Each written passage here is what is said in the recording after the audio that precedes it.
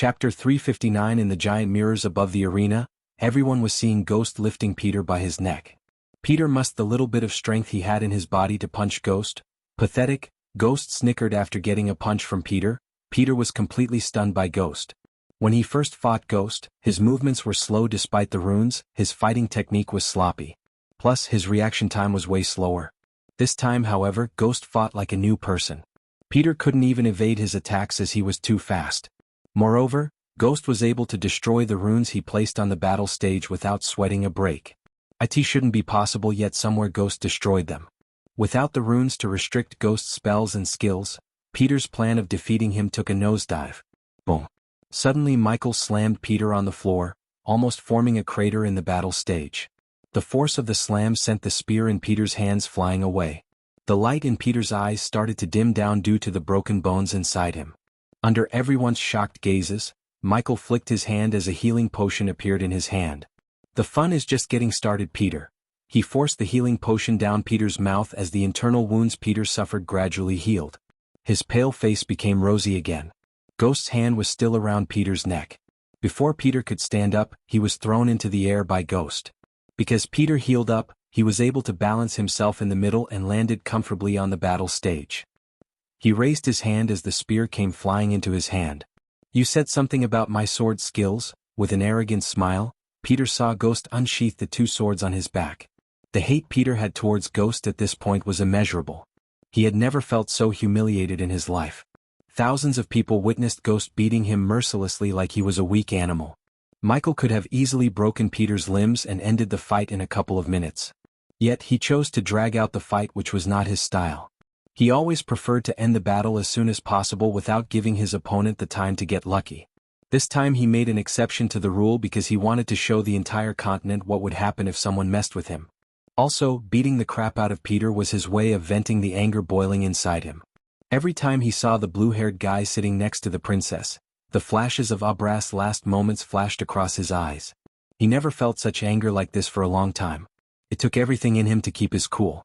The last time he lost his cool, he went on a killing rampage, ending all the fellow assassins he trained with under Spectre and even killing the girl he loved.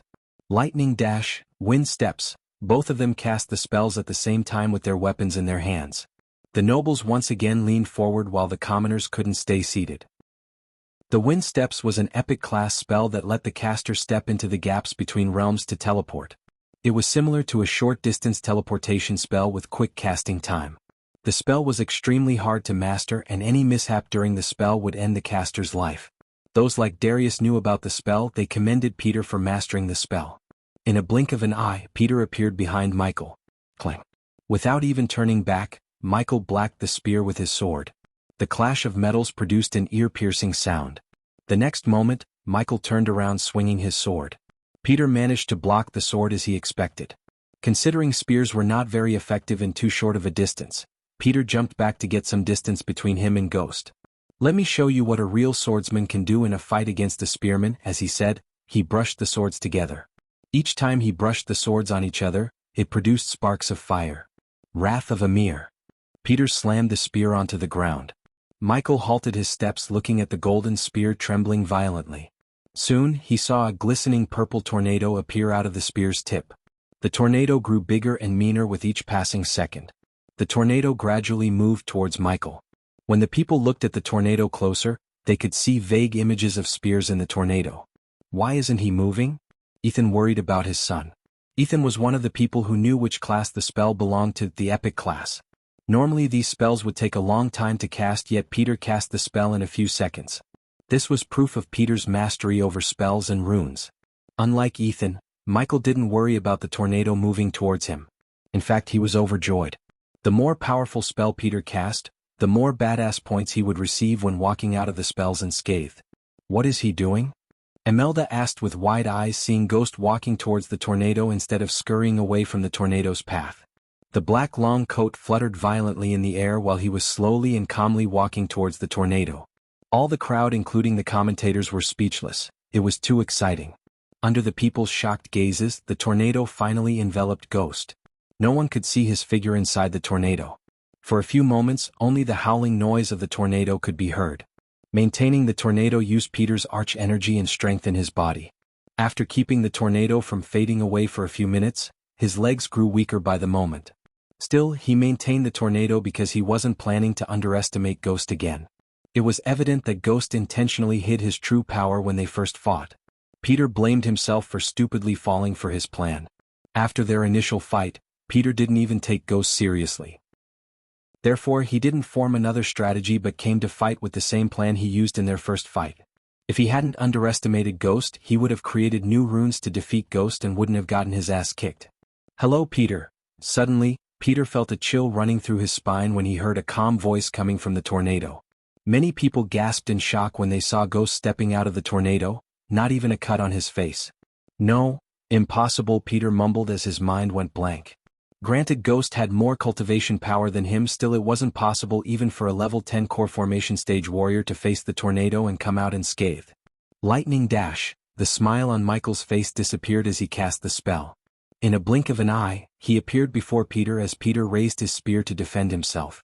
It was too late as Ghost swung his sword, inflicting a deep cut on his shoulder. Gritting his teeth to fight the pain, Peter swung his spear, but he once again felt pain in his other shoulder. Then, on his gut, leg, face, chest, and every place in his body. He couldn't even see Ghost anymore. All he had seen were after images of Ghost swinging his sword. Darius was speechless. Every one of his sword swings was precise, deadly, and elegant beyond words. Regardless of Peter's suffering, Darius didn't want Ghost to stop. On the other hand, Alicia's heart bled seeing her brother getting flayed alive. It was true that the healing array kept Peter alive, but it didn't stop Ghost from inflicting almost 100 cuts. Peter's armor had already fallen off as Ghost painted Peter red in blood. "Bastard." Alicia couldn't hold back her anger anymore as she banged the seat's arm. Peter fell to the ground, losing all his strength due to the blood loss. Ghost was merciless. He never gave Peter the chance to utter the words "I surrender." Not that Peter would surrender, many expected Ghost to give him a chance. Even Claire frowned seeing Ghost kicking Peter in the gut while cutting him mercilessly. Sometimes Ghost freaked her out with his ruthlessness. "Stop." Finally, Alicia's anger exploded. Her thunderous voice closed all the mutterings and drew the attention of the crowd, including the commentators, the VIP guests, and Ghost himself. Michael put one foot on Peter's blood-soaked face. Seeing Alicia interrupting the battle, the tournament committee guards rushed to her before she could further do something stupid. "Look, your sister is screaming up there?" Michael giggled before stomping Peter's face yet again. "I will kill you," Alicia screamed. Norvin was stunned to see her lose her patience like this. She had never been good at showing her emotions, but now after seeing her brother getting beaten like this, she seemed to have lost her mind. "You should stop her from doing something stupid." Michael looked at the coordinators floating above him and said, "Oh, too much blood." While some of the coordinators were flying in the direction of Alicia, Michael turned his focus back to Peter. He smiled at the pool of blood under Peter. "Let's mop the blood, shall we?" Everyone felt a chill as they heard Michael. Soon many people's eyes went wide. He grabbed Peter's right leg and lifted him up in the air before wiping the blood using Peter's body like a mop. "Bastard." Alicia's scream reverberated the arena. However, before she could jump down from the pavilion to the battle stage, the coordinators sent an invisible force field to prevent her from doing so. If you like this chapter, please comment, send power stones. If you really like this chapter and my novel, consider sending me gifts as it would motivate me to put out more chapters. Any criticism, feel free to bash me in the comments. Chapter 360. The coordinators were ready to come down to the battle stage to end the battle. It was obvious at this point that there is no way Peter could defeat him. The healing array was the only thing that kept him alive. Alicia was banging the invisible force field erupted in front of her. She saw Ghost squatting down in front of her almost dead brother. Peter couldn't clearly see Ghost's face with his blurry vision, but he could somewhat hear his words. "The next time you think about fighting me, don't." Michael ran his fingers across Peter's bloody face with a devilish grin. "Besides, you're gonna be pretty busy with the Guardians." After patting Peter's bloody face, he stood up. The coordinators rushed to the battle stage. One of the coordinators lifted Peter's hand and let go. Peter did not show any resistance as the hand dropped to the ground 3 times. Knockout, Ghost wins. The Sunrise Sect Pavilion erupted in cheers after hearing the coordinators. However, compared to before, the cheers were less thunderous. Many were in shock seeing the ruthlessness of Ghost. None of the participants were as brutal and merciless as Ghost. Many participants shuddered to even get on the battle stage with him. Even the disciples of the Sunrise Sect shivered. Their respect and worship towards Ghost were slowly turning into fear. On his way towards the battle stage's center, he swung the two swords as the blood of Peter splattered on the ground. After unsheathing his swords, he flicked his wrist as a blue crystal appeared in his hand. Standing on another VIP pavilion, Peyton and Zanali saw Ghost's eyes land on them. "Is he looking at us?" Zanali asked Peyton. Soon his gaze turned to Darius. "Put this on the screen, the people and the Guardians should see this." Michael sent the crystal floating towards Darius. Everyone had a look of wonder on their faces. They were curious to see what was in the crystal. Since Ghost accused Peter of being the young master, few expected some kind of evidence in the crystal to prove Ghost's claim. Alicia's heart was beating faster and faster. She stopped banging the force field and stared at the crystal floating towards Darius. "I am still in shock, but it seems like I have to prepare for another," Ishihara commented. "This has gone from competition to a frickin' bloodbath." His ruthlessness is hard to take in. James Hall furrowed his brow. He had been a commentator for many years yet never saw such a bloodthirsty individual as Ghost. It felt like Ghost actually enjoyed hurting others and bathing in blood. In simple words, James thought of him as a devil in a human form. Granted, there were many rogue cultivators who did more cruel things than Ghost, but it was something different in Ghost. James Hall deemed Ghost as a person who is capable of doing anything to his foes. While the crystal was floating towards Darius, Peyton and Zanali stared at coordinators dragging Peter from the battle stage to the infirmary. When Ghost first rejected their offer to join the Guardians, Peyton was shocked and felt mad at him. However, after seeing his actions in the tournament, she was glad he rejected their offer because it was evident he was not Guardian material. He even seemed like a borderline psychopath who has a thirst for blood and violence. Unlike many Guardians, including the Alpha Guardian, hadn't deemed Ghost as a threat to them. Peyton disagreed with them. The Guardians were too mingled in politics as they strayed away from their true goals, catching criminals and bringing order to the world. As far as Peyton was concerned, Ghost was just as dangerous as Lucifer or even more. He was forging alliances with powerful families, making friends and building his empire. At this moment of time, he didn't seem like a threat to the Guardians, except at this speed, he would become a threat in a couple of decades. If Noah said he's a threat, they might have listened, Peyton told herself. "He reminds me of my sister," Zanali said. Peyton sensed a hint of sadness in her voice. It was not only because her sister went missing a year ago, it was also because someone in Nagaland poisoned her father. If it wasn't for Noah, he would have already died. To dispel the poison in her father's body, Noah went to one of the dangerous places in the world, the Fire Realm. Zanali's mother ordered Zanali not to go to the Fire Realm with Noah. Some part of Peyton wanted Noah to die in the Fire Realm. She wanted everything to go back to how it was before Noah joined the Guardians. Peyton's train of thought was interrupted by Zanali's words. "How so?"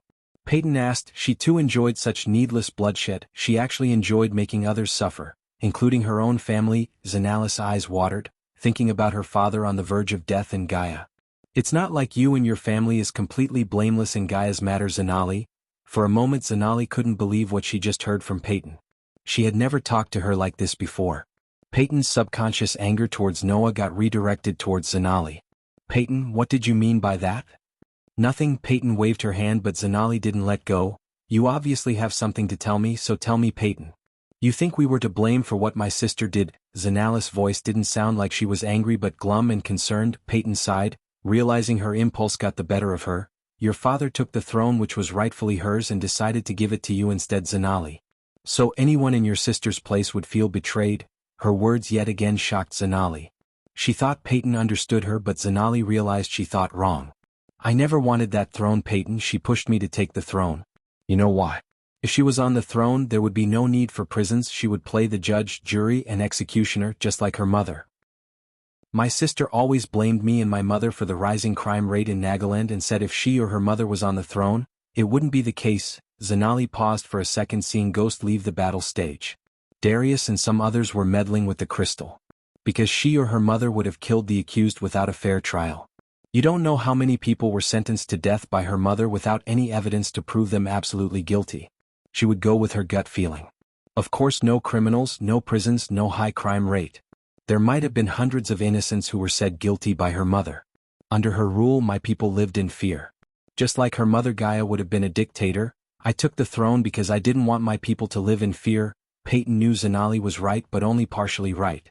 Gaia's mother was indeed a dictator, but under her rule, Nagaland thrived. It was one of the most powerful kingdoms.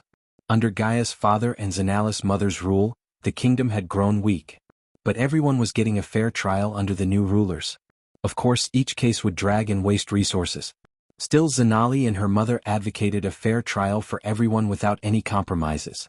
This was one of the reasons the kingdom had grown weak. Under Gaia's mother's rule, resources were spent to develop military power. Under Xanalis' mother's rule, resources were spent helping war-torn countries, trials, offering refuge to refugees, and paying off debts they got to help other kingdoms. Both queens had done good and bad. Some favored Gaia's mother while some favored Xanalis' mother. Peyton didn't talk about who's right and who's wrong. In fact, she had never judged Xanalis' actions until now. I will do what's best for my people. And Gaia was the opposite of best. If she hates me for caring about my people, so be it. Nagaland would never be war-hungry as it once was. Peyton could see the resolve in Xanalis' eyes. Peyton was glad that her sister was not what she used to be anymore. Only a few individuals could be compared with Gaia in terms of monstrous cultivation talent. Gaia was on the surveillance list of guardians for a reason. Look, suddenly people in the same pavilion as Peyton and Zanali shouted, looking at the giant mirrors. They both looked at the mirror to see a dark room lit with nothing but a few lanterns appeared in the mirror. The arena became silent, everyone's gaze was on the mirror. After a few moments they saw a figure dressed in black walking into the darkroom. The bright orange light coming from the lanterns illuminated the book racks, the round table in the room's center as well as the line of armor stands. The people were staring at the figure's back before the figure slowly turned back. Looking at the figure's armor, Peyton was positive that this was the same figure that many noble youngsters saw when the young master ambushed them. It can't be him, right? Imelda asked Norvin, who was sitting on her shoulder. The golden Babaru looked worried. He desperately needed Noah here to somehow find a way to fix the mess if the young master turned out to be Elysius' brother. I hope not, Norvin said. Soon after the words left his mouth, he saw the black figure in the mirror take off the hood covering his face. No, Elysius' legs turned to jelly when she saw the figure's face. It was her brother, Peter Stone. Norvin saw Peyton and Zanali leaving their seats. He could guess they were going to make sure Peter stays in their sight until he gets healed enough to visit the guild. Bastard, Norvin cursed Ghost. From this moment onwards, Peter's life would not be what it used to be. The guardians and the church would make his life a living hell by investigations and trials. If Peter was proven guilty, that would be the end of his freedom, or worse, he would be exiled to the southern continent. Ghost just utterly destroyed Peter's life. For a private and prideful person such as Peter, what he did was worse than killing. If you like this chapter, please comment, send power stones. If you really like this chapter and my novel, consider sending me gifts, as it would motivate me to put out more chapters. Any criticism, feel free to bash me in the comments. Chapter 361. Having turned Peter's life upside down for attacking him, Ghost was honing his fighting skills back in his room. After Layla's visit, the mirror in his room was gone. He didn't buy a new mirror but bought a few punching bags and freakishly sturdy Wing Chun. The punching bags were laying on the ground, broken and scattered. The punching bags contained pieces of stones that were similar to granite on Earth. Still, they were no match for Michael's anger. The anger wasn't toward Peter but Thusia. Ever since he saw Calvin Howard, the representative of Thusia, he was burning with fury. His punches to the Wing Chun became more and more violent as the wooden dummy began to vibrate violently despite its sturdiness. He never even used any arch energy to power his punches, he just used raw strength. Thusians. Victoria Barnes, check. He violently punched the Wing Chun as the wooden dummy began to form cracks. Soon pieces of wood crumbled down. After the Wing Chun lost its shape, his punches became more frantic. They contained no techniques or finance, just random frantic punches. Arg. Boom. Finally, Michael Roundhouse kicked the wooden dummy as it exploded into nothing but splinters. There are many ways to destroy an enemy. The first, forgiveness. Elder Wright's words sounded in his mind. They don't deserve it. When I'm done with Thusia, there won't be any signs that there was a kingdom called Thusia. I'm gonna massacre them. Michael breathed heavily. He sweated as he was inside an oven in anger. Knock, knock. Master Ghost, Michael heard Ricky's voice coming from the other side of the door. What is it? Michael tried to sound calm, yet it was possible Ricky might have sensed the anger in his voice. There is someone who wants to meet you. That someone have a name? Michael wiped off the sweat before using arch energy to clean himself. Lord Calvin Howard, Master Ghost. The moment Michael heard the name, his calmed anger exploded in his heat yet again. He clenched his fist as he began to shiver. Send him in. His brain overpowered the anger in his heart. Yes, Master Ghost. Ricky left the area to bring Calvin to the room while Michael entered the system's interface to buy a couple of sofas. He knew this was not the time to be impulsive and make an enemy out of Calvin. Hence he bought furniture for Calvin to sit on instead of beating the crap out of him. Michael then put on V-neck black long sleeves and rolled up the sleeves to his elbows. He plunged into the sofa, giving some rest to his body. After waiting for 5 minutes, Michael heard loud footsteps and metal clanking sounds. Soon, the door opened to reveal Ricky and a blue-haired youngster who had a feminine feel to him. He walked towards Michael with a wide grin. He even walked like a female while fanning his face. Ghost, it's a pleasure to meet you up close. Michael stood up and shook Calvin's hands. It felt like he was shaking a girl's hand, it was so soft. Pleasure is all mine, Lord Calvin. Michael gestured at Calvin to take a seat in front of him. It took an immense amount of effort to keep his anger contained. Call me Calvin, Lord title makes me feel old, Calvin pouted. Michael couldn't help imagining dashed at him, ripping off his throat with his bare hands and showing it back into his mouth. He was starting to get really creative. Calvin it is. Michael let out a friendly smile despite the burning rage in his heart. I liked what you've been doing in the competition so far. Letting everyone know you're not to be messed with. That's how the enemy should be dealt with. Despite the feminine look, gentle voice and ladylike softness, Michael could see the cold murdered hiding within Calvin. Kill one enemy, I have rooted out one enemy. Torture and destroy one in front of the world, I have rooted out many, Michael said. You can leave the room now, Ricky. Michael sent Ricky outside with a wave. Calvin's armored escort remained outside without getting inside the room. It was obvious Calvin had no idea who Michael really is. If he had seen Abras before, Calvin would have recognized him by now. Still, this meeting reminded Michael to change his appearance. Although Michael looked way different than he did when he first got Abras' body, he decided to buy something from the system that would quickly change his face when needed. I heard you travel a lot and love making new friends. Have you ever visited Thusia? Calvin asked. I haven't got the pleasure yet. But I heard it's a beautiful kingdom, and powerful. Calvin smiled, but the pride and arrogance were pretty visible in his eyes. Michael sneered inside. They weren't powerful before the king pimped his daughter to Abras, betrayed him, and acquired the cosmic stream. For others, Thusia was waging war on nearby kingdoms and forging alliances with powerful organizations to defend themselves from invasion. That was the story Maxim Barnes, the king of Thusia, spinning. However, Michael knew the truth. They were waging war to make sure none could take the cosmic stream from them or know the existence of the cosmic stream. People like Lord Information would eventually sniff out the existence of the cosmic stream if Thusia remained doing nothing. The Thusian king was gambling with the cosmic stream to ensure the future of Thusia. Many would become suspicious if Thusia grew powerful in a short amount of time, but if they waged war and swallowed nearby kingdoms, people would think winning wars was the reason for the rise to power. If Michael's guess was right, only a small group of people in Thusia would know about the cosmic stream's existence, and those few would be insanely powerful. The void event that took away people's ability to see someone's cultivation level added extra protection to them. They didn't need to worry about powers like the Guardian Guild questioning how they suddenly became so powerful. I'm really surprised to see a representative of Thusia here, Calvin. I mean, the ongoing wars might keep your schedule filled, right? Michael asked without showing a shred of his true emotions on his face. He sounded like he's really surprised to see Calvin here. It's a messy business, but Thusia won't back down to war-hungry kingdoms. In fact, we are winning the wars in all directions. Is that so? Michael nodded, pretending he doesn't know this. The book he bought from Lord Information might not contain information about Cosmic Stream, but it contained everything that's happening in the world right now and the rumors surrounding each kingdom. Unlike Calvin said, Thusia wasn't just winning, they were destroying kingdoms. According to the rumors, Thusia was looking to shift its capital to the Azer continent and announce itself as an empire soon. Despite our victory in the wars, His Majesty Maxim Barnes has ordered his subordinates to strengthen the kingdom further so we won't be vulnerable to wars in the future. Calvin paused for a moment to see the reaction on Ghost's face. After seeing Ghost still listening to him with curiosity, Calvin continued, Part of our strategy was getting new talents and self-sustaining our kingdom. By self-sustaining, do you mean starting your own guilds? Michael read something about Thusia starting their own merchant guild from Olivia's father. Connecting that with Calvin's words, he could guess where is this going. Exactly, and that's why I am here. We want you to offer the guild leader position of Tag, Thusian Alchemists Guild. This time, Michael's brows raised up in genuine surprise. He expected Calvin to offer some shitty position but never expected him to offer the position of guild leader. Like a spider web, New plans to get revenge formed in Michael's mind. Man of your caliber should be leading a guild, not competing in silly competitions to prove your worth. Calvin rolled his eyes.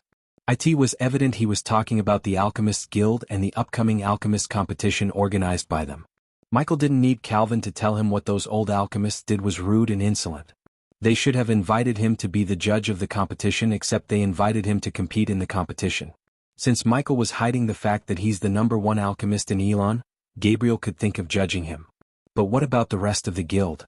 There wasn't a single person in that alchemy guild to judge him. I can't say I'm not tempted, but I need to know more about this before making my decision. Michael already decided to take on the position, yet still didn't want to seem like he's too quick to take the job. I did my research, Ghost. You value your freedom and hate being tied to a place. That was why you rejected the Guardians, right? Michael nodded as Calvin continued. We are still in the first phase of building the guild. Wherever we build the guild, you don't have to stay there 24/7. You will be the guild's leader, appearing only to make important decisions. Day-to-day activities and small matters will be taken care of by the elders and your assistants if you choose to have. Seeing the interested look on Ghost's face, Calvin let out a grin, showing his pure white sparkling teeth. If you choose to take the position, you will be granted access to the herbal garden we are planning to build, 20 million gold coins a month, and the banner of Kingdom Thusia as a sign of friendship and protection, and many other benefits. Calvin could see the temptation in Ghost's eyes. Hook, line, sink. Too easy, Calvin thought to himself. Anyone with half a brain could see Ghost would take this offer by seeing the look on his face. Calvin was an expert in acquiring talents for Thusia. Therefore he could tell when someone is thinking about taking the offer. However, he had no idea that it was not a fish that bit his hook but a bloodthirsty shark. If you like this chapter, please comment, send power stones. If you really like this chapter and my novel, consider sending me gifts, as it would motivate me to put out more chapters. Any criticism, feel free to bash me in the comments. Chapter 362. After leaving the safe house, Gaia and Noah were following a youngster named Eric, a fellow guardian friend of Noah. Gaia was silently following the two of them, as Eric seemed to know more about the places and routes in Fire Realm than Noah and Gaia combined. Guardian Eric, where are Oscar and the other men? It's very easy to find them in the outer perimeter. Murdoch has occupied our previous stronghold, and I'm guessing he's keeping Oscar and men there. Let me lead you there quietly. Eric said. Why are we wasting our time looking for this Oscar person? Gaia asked after they entered a dark alley. I don't leave friends behind, Noah said. Speaking of friends, Noah couldn't help thinking of Abel. It had been almost a year since Abel went missing inside the Nether Realm. Noah had a feeling that Abel is not alive. Still, Noah never gave up the search. He was still researching about opening a mini portal to the Nether Realm and going searching for Abel. If Abel was alive, Noah wanted to rescue him. If not, he wanted answers to what happened to Abel. Just make it quick, Gaia sighed. She could tell by looking into Noah's eyes that there's no stopping him. Considering her chance of killing the five-headed serpent was high with Noah, she stuck with him instead of parting ways. More than that, she had a feeling that Noah was hiding something crucial and she wanted to know what. They followed Eric as they began rushing towards the stronghold. There was no distinct difference between night and day in Inferno Hell, as there was no sun or moon, and the skies had the same crimson color all day long. It was a depressing sight. Soon after, Eric led Noah and Gaia to a manor. The manor wasn't huge, but there was a historical feeling to it. There is a secret chamber in the manor, and if my guess is correct, they should be keeping Oscar in that secret chamber. I know of an entrance behind the secret chamber. We can enter directly from there. Let's not alert Murdoch and his men. Let's first get our men out. Otherwise, once we engage in a battle, Oscar and the other men might become collateral, Eric said. It seemed like Eric wanted to avoid any battles in Gaia's eyes. Behind the manor, a 7-foot beast that had the body of a dog and the head of an eagle and a pair of blood-red eyes was laying in front of the entrance to the secret chamber. It was at the level 7 core formation stage. This demon beast was caught by Murdoch. He's using it to guard the door, Eric informed them in a husky voice. The trio stood behind a boulder and looked around the manor to gauge the security. Can you shoot it from here? Noah asked Gaia. She wanted to be on the way to hunt the five-headed serpent, not help some random humans. Yet since she might need his help defeating the serpent, she sighed and took out her bow. She knocked an arrow that had a green tip on the bow. The moment she fired the arrow, it soared through the air like a bullet before piercing through right between the beast's two eyes. Its body frantically twitched for a few moments before its body stopped moving completely. Its blood was still oozing out of the wound, but not even a single sound was made. Soon the trio opened up the narrow back door and snuck in. Behind the door there was a tunnel that led downwards. It was pretty dark inside. At the end of the tunnel there was an underground secret chamber. Not long after they walked in, Noah began hearing some horrible screams from the secret chamber. The screams didn't seem to stop, and it really gave them an eerie feeling. It wasn't hard for them to imagine what kind of pain the men inside were experiencing. "It's Oscar." Gaia saw Noah's expression become stern. He had heard Oscar's voice from the screams just now. He couldn't bear it any longer, and his killing intent was unleashed from his body. Right now, inside the underground secret chamber. This was a huge secret chamber, and cruel torturing was being carried out right now. It was a horrible scene. Right in the middle of the secret chamber, 7 men with naked upper bodies were tied onto some iron poles. Their bodies were covered with blood, their skin was split and flesh broke forth. Horrible scars could be seen everywhere, and blood kept leaking out from their terrible wounds. Right in front of them, a luxuriously dressed adult man was sitting on a comfy chair, pleasantly watching the ongoing torturing as if he was viewing the nicest scenery. "Bastard! Kill us now if you dare, kill us now!" A young man in his mid-20s roared out. He kept spitting out blood as he let out terrible roars. He had the most wounds and scars on his body, and his vision was blurring. Obviously, even with his strong mentality and body, he was going to pass out after going through such cruel torture for a long period of time. This man was Oscar. "You want me to kill you? Not that simple. You have offended young Master Murdoch, and that is a crime that deserves eternal torture. Men, give me something more explosive." The adult man said. There were 5 of Murdoch's men in the secret chamber, but they were only at core formation level 2. When they heard the man's words, a ferocious smile emerged on all their faces. One of them took out a palm-sized tube, then he walked up to Oscar and opened the tube. Immediately, a muddish brown snake swam out from it. The snake sent forth a pungent smell which told that it carried a deadly poison. "Oscar, this is a sand rattler. I think you have heard of it before," the man said with a hideous smile on his face. After that, he placed the poisonous snake on Oscar's body. When the snake smelled the blood, it immediately went towards one of the wounds on Oscar's body, and tried its best to penetrate itself into his wound. Even the toughest men wouldn't be able to withstand this kind of pain. Oscar instantly let out a terrifying cry. A sizzling sound could be heard from his body, and his skin quickly turned into an emerald color. The pain coming from the corrosion was not something ordinary people could imagine. At the same time, terrifying screams once again sounded out throughout the entire secret chamber. "I can't take it anymore." Someone let out a painful shout and was completely silent afterward. The deadly poison from the sand rattler was not something anybody could resist. Besides, all of them were severely injured. The pain they were experiencing was unimaginable. "Ha!" The man who was sitting in the chair let out a burst of evil laughter as if this kind of creepy scream was the most beautiful melody in this world. The pleasant feeling brought to him by torturing people could really satisfy his twisted mind, and he had learned all this from Murdoch. Right at this moment, 3 figures appeared in the secret chamber. When Noah looked at Oscar, flames of fury exploded forth in his eyes, and he was unable to restrain his anger any longer. "Who are you?" When the man saw the uninvited guests, his expression immediately became cold. The man who was going returned the favor. Noah's body swayed, and he arrived in front of the man in an instant. He clenched his palm onto the man's throat, causing the man to feel like there was a gigantic mountain pressing him, making it so that he couldn't even breathe properly. "Eric, capture all these men but do not kill them," Noah ordered. "Understood," Eric replied as he immediately dashed forwards. The 5 warriors were no match for Eric. They were pressed onto the ground in an instant. "Oscar." Eric walked up to Oscar and hurriedly broke the iron chains on his body, then he helped him down. "Eric, what are you doing here?" Oscar kept throwing up blood as he spoke. His life force was getting weaker and weaker.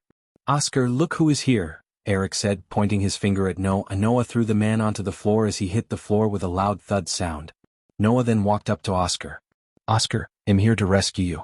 Let's get you somewhere safe, buddy," Noah said with a smile on his face. "Noah, it really is you," cough cough. When Oscar saw that Noah had come to his rescue, a joyful expression emerged on his face. But he had no idea why Noah had come to Ifire Realm or why he was with Eric. "Don't speak right now."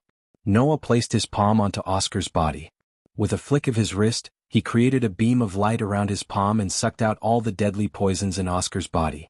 After that, Noah did the same to the others. Witnessing this, Eric was stunned once again. It was a deadly poison, and Noah had absorbed it all into his body, and he was still not affected by it. This was really frightening. Oscar let out another horrible cry, then he passed out instantly. When a man was relieved from a long, tense situation, he would immediately pass out. Noah, Oscar's condition is really serious, he needs a healer, Eric said.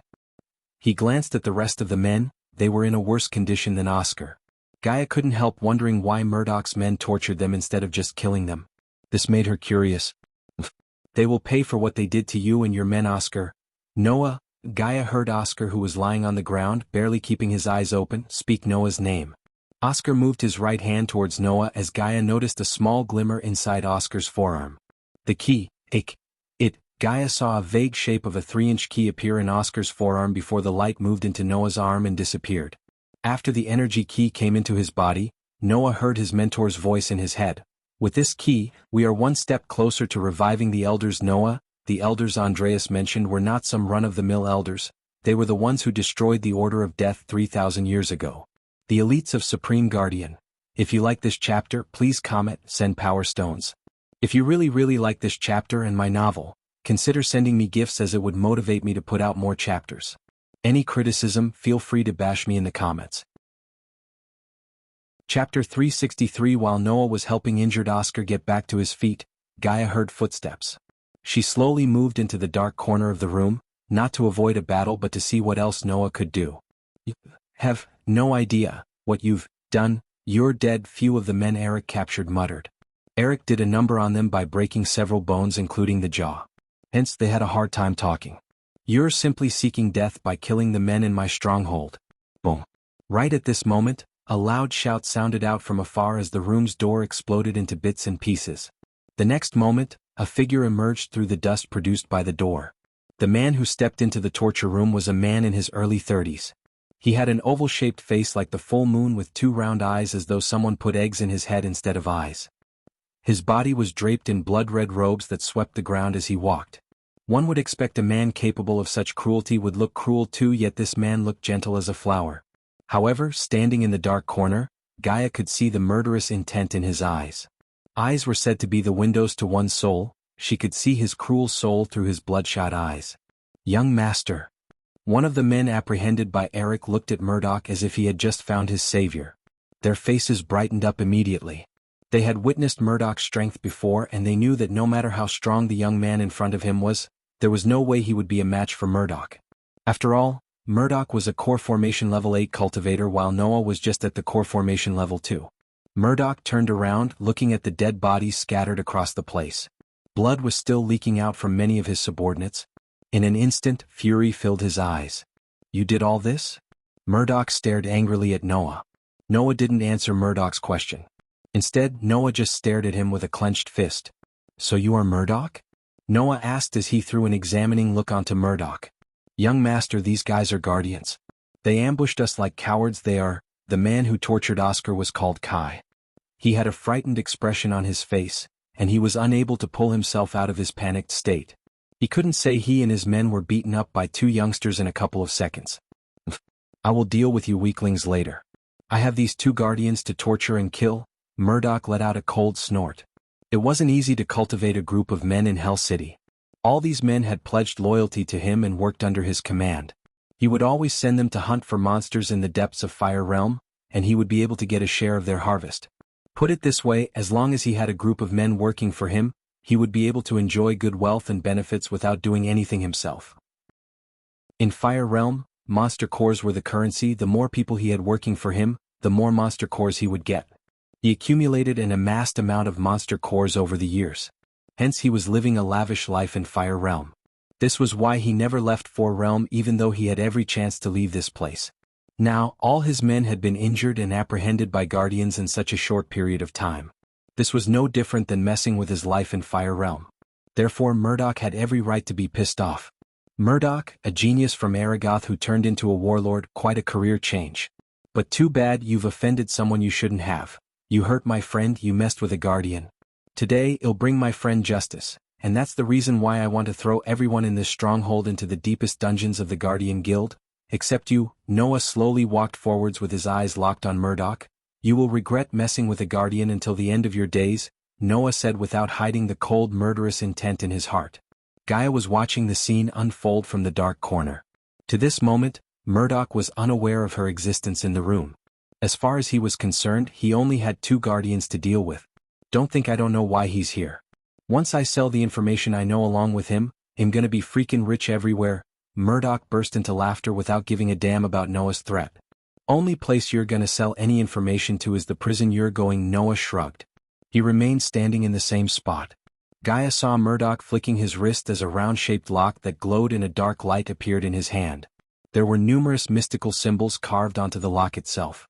She looked closer to see the symbols were actually patterns that resembled ancient beasts. Flaming gorilla, come out now. Murdoch suddenly shouted out loudly as he yanked the lock. Dingling. The black lock vibrated violently before letting out a dinging sound. In a blink of an eye, a ground-shaking roar suddenly sounded out from the depths of the stronghold. After that, a flaming figure suddenly jumped out of the lock. It was a gorilla with a body that looked made of volcanic stones, and its entire body was emitting a flaming red light. The fire ape was over 10 meters tall, and it resembled King Kong. When the fire ape saw Murdoch, an intense hatred emerged in its eyes. But when it saw the black lock in his hand, the intense hatred was turned into fear and meekness. The fire ape let out an angry roar as it descended from the skies. It slammed into the ground with massive force, causing an explosion to sound out, the entire stronghold to shake and countless cracks to appear on the ground. It unleashed tremendous arch-energy combined with scorching flames, enough to send fear deep into one's heart. Guardian Noah, be careful, this is a flaming gorilla. It's a bloody level 10 core formation stage beast. I don't know how Murdoch managed to make this flaming gorilla obey his command. That thing somehow makes him control the wild beasts. Eric's expression changed, and without any hesitation he explained to Noah. Normally, ancient beasts all had violent tempers, and considered humans their mortal enemies or simply food, even more so for beasts who had broken through to the core formation stage. All of them had their own feelings of pride and dignity, and they would rather die than be controlled by a human. This flaming gorilla had reached level 10 of the core formation stage and just a few months of cultivation away from breaking through to the core strengthening stage, yet it was still being controlled by Murdoch. Gaia was both intrigued and confused. Looking at the lock made Gaia feel something wired. It was like the lock was pulling her close and commanding her to get close. That's a demonic beast tamer. It took Gaia a few seconds to recognize the lock. She had read about this artifact before but never had the chance to see one until now. According to the text she read, these locks were forged by a 6-star human blacksmith who had deep hatred towards other races. He forged the locks to tame and enslave anyone except a human.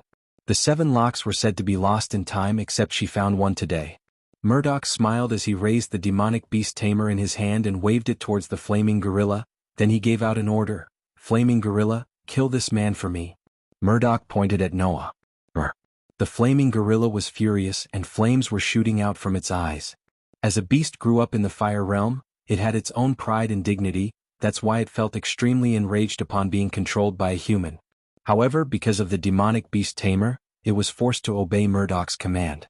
The appearance of Noah had given it a target to release its anger on. It wanted to vent all its anger on Noah. Bang!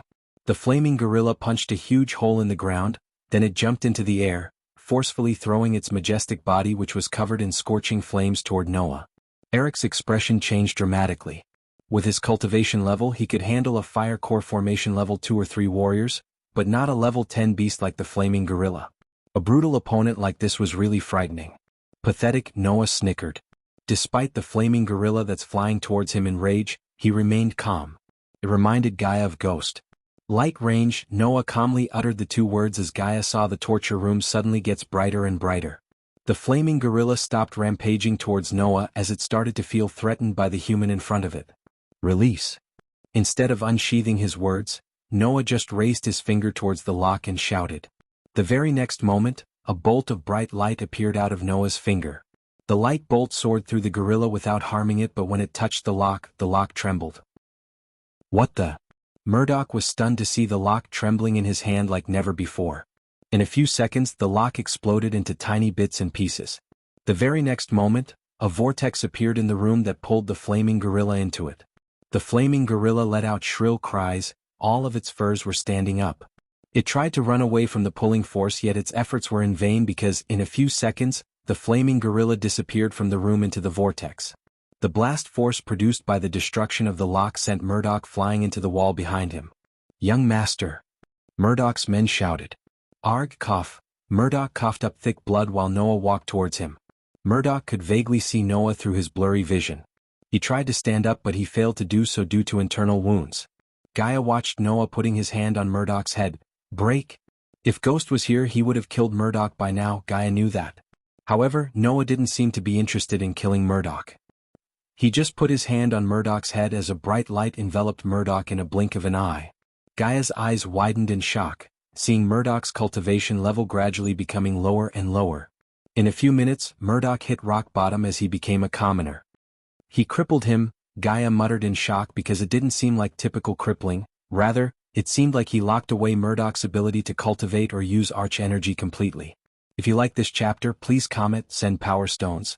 If you really like this chapter and my novel, consider sending me gifts as it would motivate me to put out more chapters. Any criticism, feel free to bash me in the comments. Chapter 364. When the commentators and the VIP guests returned to their seats, the sky was decorated with colorful fireworks. They painted the sky as though each firework was a master artist. The fireworks exploded into all kinds of shapes such as dragons, birds, lions, dancing men, and finally the name Ghost. The Sunrise Sect Pavilion erupted into cheers when they saw the name Ghost occupy all the sky above them. Nightmare flew straight into the air, decorating the golden words with his crimson-red dragon breath. The fireworks weren't arranged by Ghost or anyone he knew. On the contrary, it was arranged by people he never knew, the merchants and the tournament committee. Layla was looking at the sky as the flashes of light reflected in her beautifully crafted hazel eyes. "Welcome to the quarter-final, ladies and gentlemen." Looking at the sky, Darius snapped as all the fireworks merged to form the words quarter-final. "As usual, we will go through the rules and regulations. Just like the third round, participants can use whatever is necessary to defeat their opponent. Each battle will be one-on-one. The judges and the guests will score the battle according to how long the battle lasted, how the battle ended as if it was a knockout or surrender, and the 5 winners will be ranked according to their total score. The one with the least score will be eliminated and the first 4 will go to the semi-final. Since Miss Selena withdrew from the tournament for personal reasons, we will select a random participant among the 9 and send him or her directly to the semi-final," Ishihara said. The commoners sighed hearing the news, but the nobles did not seem surprised. They expected Selena to leave the tournament. Everyone knew it wouldn't have been her choice, rather her family forced her to withdraw from the competition instead of facing Ghost and ended up being killed or worse. Although there were only 1 of 5 chances for Selena to end up facing Ghost, her family didn't want to take the risk. Soon, the giant mirror broadcasted all the 9 participants' figures as each figure had a color coin beside them. For instance, Andrews had the color gold coin while Paul Oswin had a blue coin. 9 participants were assigned 9 coins. When the mirrors broadcasted Michael's figure, the entire arena once again let out their thunderous cheers. Coincidentally or intentionally, he was assigned a black coin. Under the crowd's excited gazes, 9 bright orbs emerged from the battle stage. In a few seconds, the bright light faded away to reveal the palm-sized coins. Her Royal Highness Catherine would pick the lucky participant who will go to the semi-final without competing in the quarter-final. He or she will also be safe from the elimination, James Hall said. While the coins were floating in a circle, one of the coordinators landed before the coins with a wooden box in his hand. He picked the coins one by one and put them into the wooden box. The coordinator then flew towards the stage where the princess was sitting alongside the king and the other VIPs. "Who do you think will get the lucky chance, guys?" Ishihara asked. "It's luck, Ishihara, we can't predict luck," James Hall said while the coordinator was flying towards the princess. "Some would call it luck, some would call it fate," Darius said in his rough voice. The arena was rather silent as they were too focused on the wooden box. They wanted to see who was the lucky one. Many prayed that the princess wouldn't take the black coin. They wanted to see Ghost fight. Unlike many young masters, they knew they can't see Ghost fight very often. Until this tournament, many didn't even know he could fight. He was the least controversial prodigy in Elon who liked to mind his own business and make fewer enemies. "Please be Andrews. Please be Andrews." Imelda prayed to the gods while Diana prayed to be her son. She didn't want Andrews to get on the same stage as Ghost. The last thing she needed was her son to kill his cousin.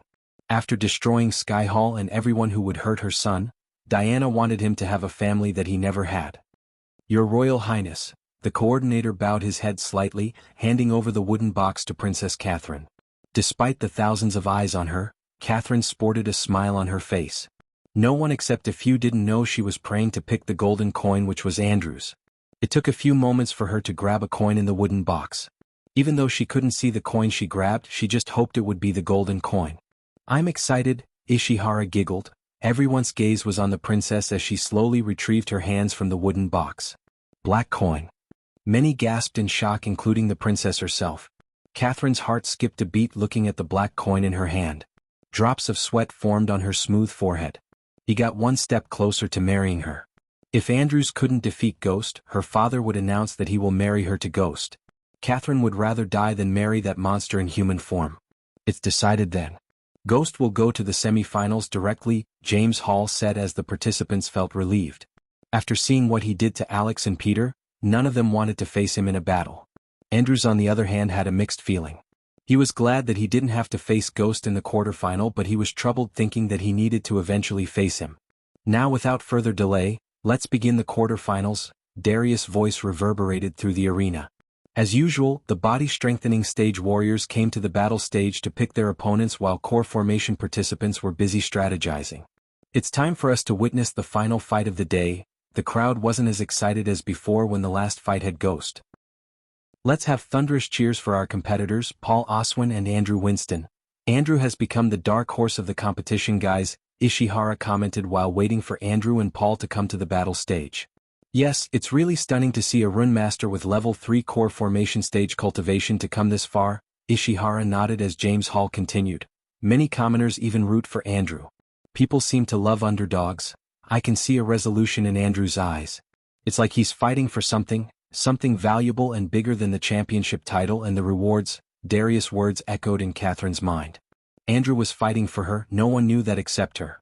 Humph, underdogs are good for entertainment but not for life, King Bredia snickered. He wanted Ghost to win the tournament so he could make him the Baron of Bradford Barony and marry Catherine to him. If Ghost married Catherine, he knew Ghost would protect his daughter as a good husband should. No matter what, he would only marry his daughter to a warrior who could protect Catherine in all situations. The last time Andrew fought, he didn't seem like an underdog to me. He defeated his opponent with a single spell, Ishihara reminded everyone of Andrew's third-round fight. Ghost had the longest fight with Peter and Alex while Andrew had the shortest fight. James Hall paused for a moment and continued. Everyone knew Noah Winston. The moment James Hall uttered the name Noah, the entire arena shook in thunderous cheers. The commoners screamed his name as loud as they could. The three commentators had to go silent for a few moments. Michael had the undying support of Rivertown because he took care of Rivertown, a small town. Noah, however, helped and took care of several small towns, villages, and hundreds or even thousands of commoners in his life. After becoming a guardian, he had the authority and the resources to really help people as well as punish the evil. Hence commoners loved Noah. The admiration towards Noah was still growing up among the commoners.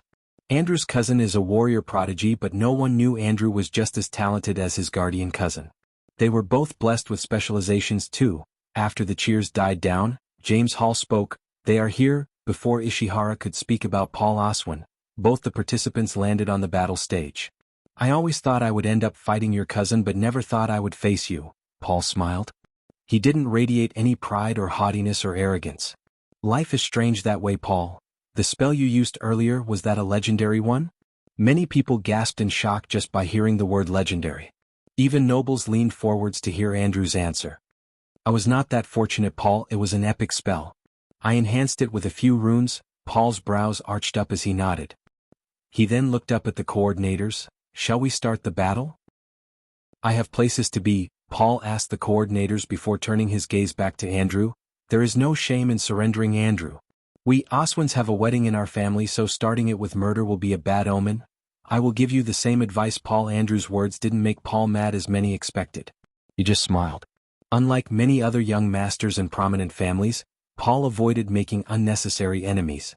He forced on cultivating and minding his own business.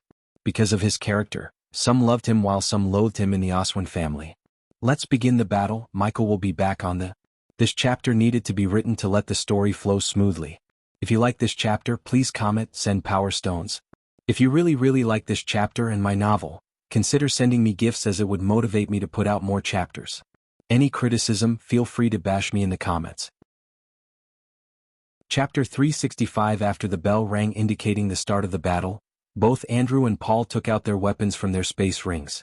A longbow materialized in Paul's hand while the quiver appeared on his back with a bunch of silver arrows. The bow looked no different than any ordinary longbow without any magical symbols or glowing runes on them. Yet no one underestimated the power of the bow after seeing Paul defeat all of his opponents easily with the bow. On the other hand, Andrew took out his 2 emerald green daggers. Unlike Paul's bow, the daggers had glowing runes on them. There were hundreds of small runes placed on the daggers. One of them was the rune that connected Layla's power to Andrew. No one could see through Andrew's cheat. Layla was a master at runes and arrays. Hence she knew how to avoid getting detected by the arrays on the battlefield. The arrays on the battle stage were actually designed by one of the students who studied under the same tutelage as her. Layla knew her attacks wouldn't work on Ghost, but she made some modifications to the runes on Andrew's daggers. She believed it would defeat Ghost. Deep down in her heart, Layla wanted Ghost to be a good righteous man instead of being cruel and evil. She didn't want him to change for her but for someone else. The first step to changing him was making him understand the power of true love. Although Andrew had her power, she knew that without strong willpower, his mind and body would have literally exploded. It was love that kept Andrew alive. On the battle stage, Paul knocked a silver arrow in the bowstring to fire at Andrew. He didn't cast any spells but just wanted to test Andrew's reaction time and speed. Ice Shield. Andrew immediately cast a spell that formed a wall of ice before him. The arrow penetrated the ice shield a couple of inches but couldn't break the shield. Sonic Arrow. Without giving Andrew to mount up an offensive spell, Paul fired another arrow. This time, when the arrow left the bowstring, it produced a booming sound as it soared through the air towards Andrew. Andrew immediately leaped out of the safety of the ice shield. The moment the sonic arrow touched the ice shield, the shield exploded into pieces. Instead of falling to the ground, the arrow flew back into Paul's hand like a boomerang. He fired the arrow yet again at Andrew. Ice Shield. The shield spell could be cast quickly, hence Andrew cast the spell again to save himself from the arrow. Since Andrew had the power of Layla, the shield stopped Paul's arrow from penetrating through the shield to impale Andrew. The ice shield grew up to 7 feet from the stage. Using the split second before the arrow destroyed the shield, Andrew placed a rune on the shield. Then he dashed away from the cover of the shield. Unaware of the rune, Paul fired the arrow yet again. The arrow pierced through the air like a bullet. When the arrow's tip touched the ice shield didn't explode but the arrow bounced back. Paul didn't expect the arrow to bounce back. But before he could react, the arrow exploded in the mid-air, sending a shock wave at Paul. The rune was supposed to send back a portion of the attack's power to the attacker. Since Andrew had the power of Layla, the rune almost returned 100% power back to Paul. It was like Paul hit himself with the sonic arrow. Paul was knocked back by the shock wave as Andrew dashed at Paul to close the gap between them.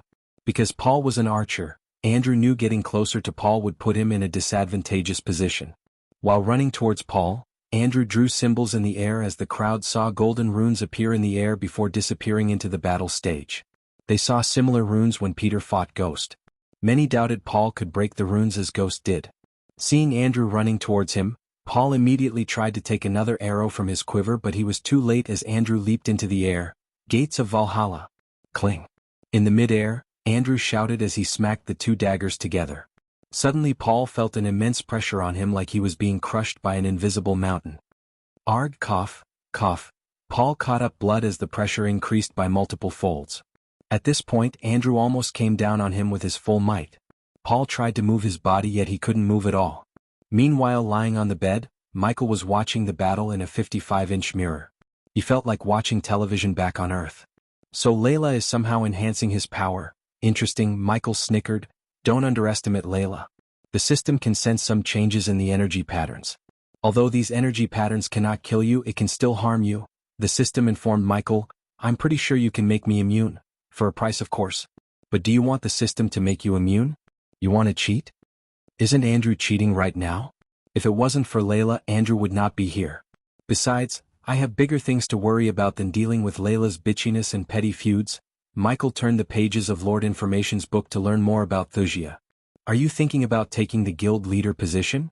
The system was more talkative than usual. Michael was too focused on building a revenge plan against Wuxia to mind the system's talkative nature. Not thinking. I already decided to take the position of guild leader. Aren't you supposed to take revenge for Abras as you promised him? Oh? Then how about we go to Thusia tomorrow? Ask the princess and her royal family to kneel down and let me kill them, he said sarcastically. Sarcasm much? No shit. According to this book, they are already powerful enough to wipe out Bredia and any kingdom in Elon within a few weeks. Those bastards are just dragging the war to hide their true power. Just thinking about Thusia made his blood boil. He could vividly see the princess sending a dagger through his heart that she promised to take care of. Abras gave the princess his heart and she put a dagger through it. Still, Michael didn't know Abras was just another piece of his soul. I can use their resources to become stronger and I can plan my revenge under their nose. Keep your friends close, your enemies closer system. Calvin didn't recognize you but the princess will. And now you can't change your face as Calvin had seen your original face. Abras always sported a clean-shaven look with long hair. When I have to meet the princess I can go with a long Viking beard and short hair. As far as they are concerned they killed Abras. They won't expect to see him again. While talking he looked at the mirror to see Paul and Andrew still fighting. Paul seemed to be in a worse state than Andrew. Paul's sleeves had been torn away as he had blood coming out of his mouth and nose. They have the cosmic stream host. The more time you waste the stronger they would become. The system warned Michael. Then I will become stronger. If I wanted to kill that bitch and her family I would have done it by now. I don't want to kill them, death is mercy for them. What are you planning to do? In his anger, Michael failed to notice the fear in the system's voice. I will make the princess and everyone they care about experience hell. I don't like to torture people but I will make an exception for them. I will enjoy every second of it. Anyone who stands in my path will die. Thusia will burn. The entire room became darker as he spoke. The system noticed his strength slowly increasing. In this world many cultivators are doing evil shits every day. But the Guardians painted me like the manifestation of evil, the Dark Lord. I will show the Guardians what I am really capable of. Michael stood up from the bed as he walked towards the mirror.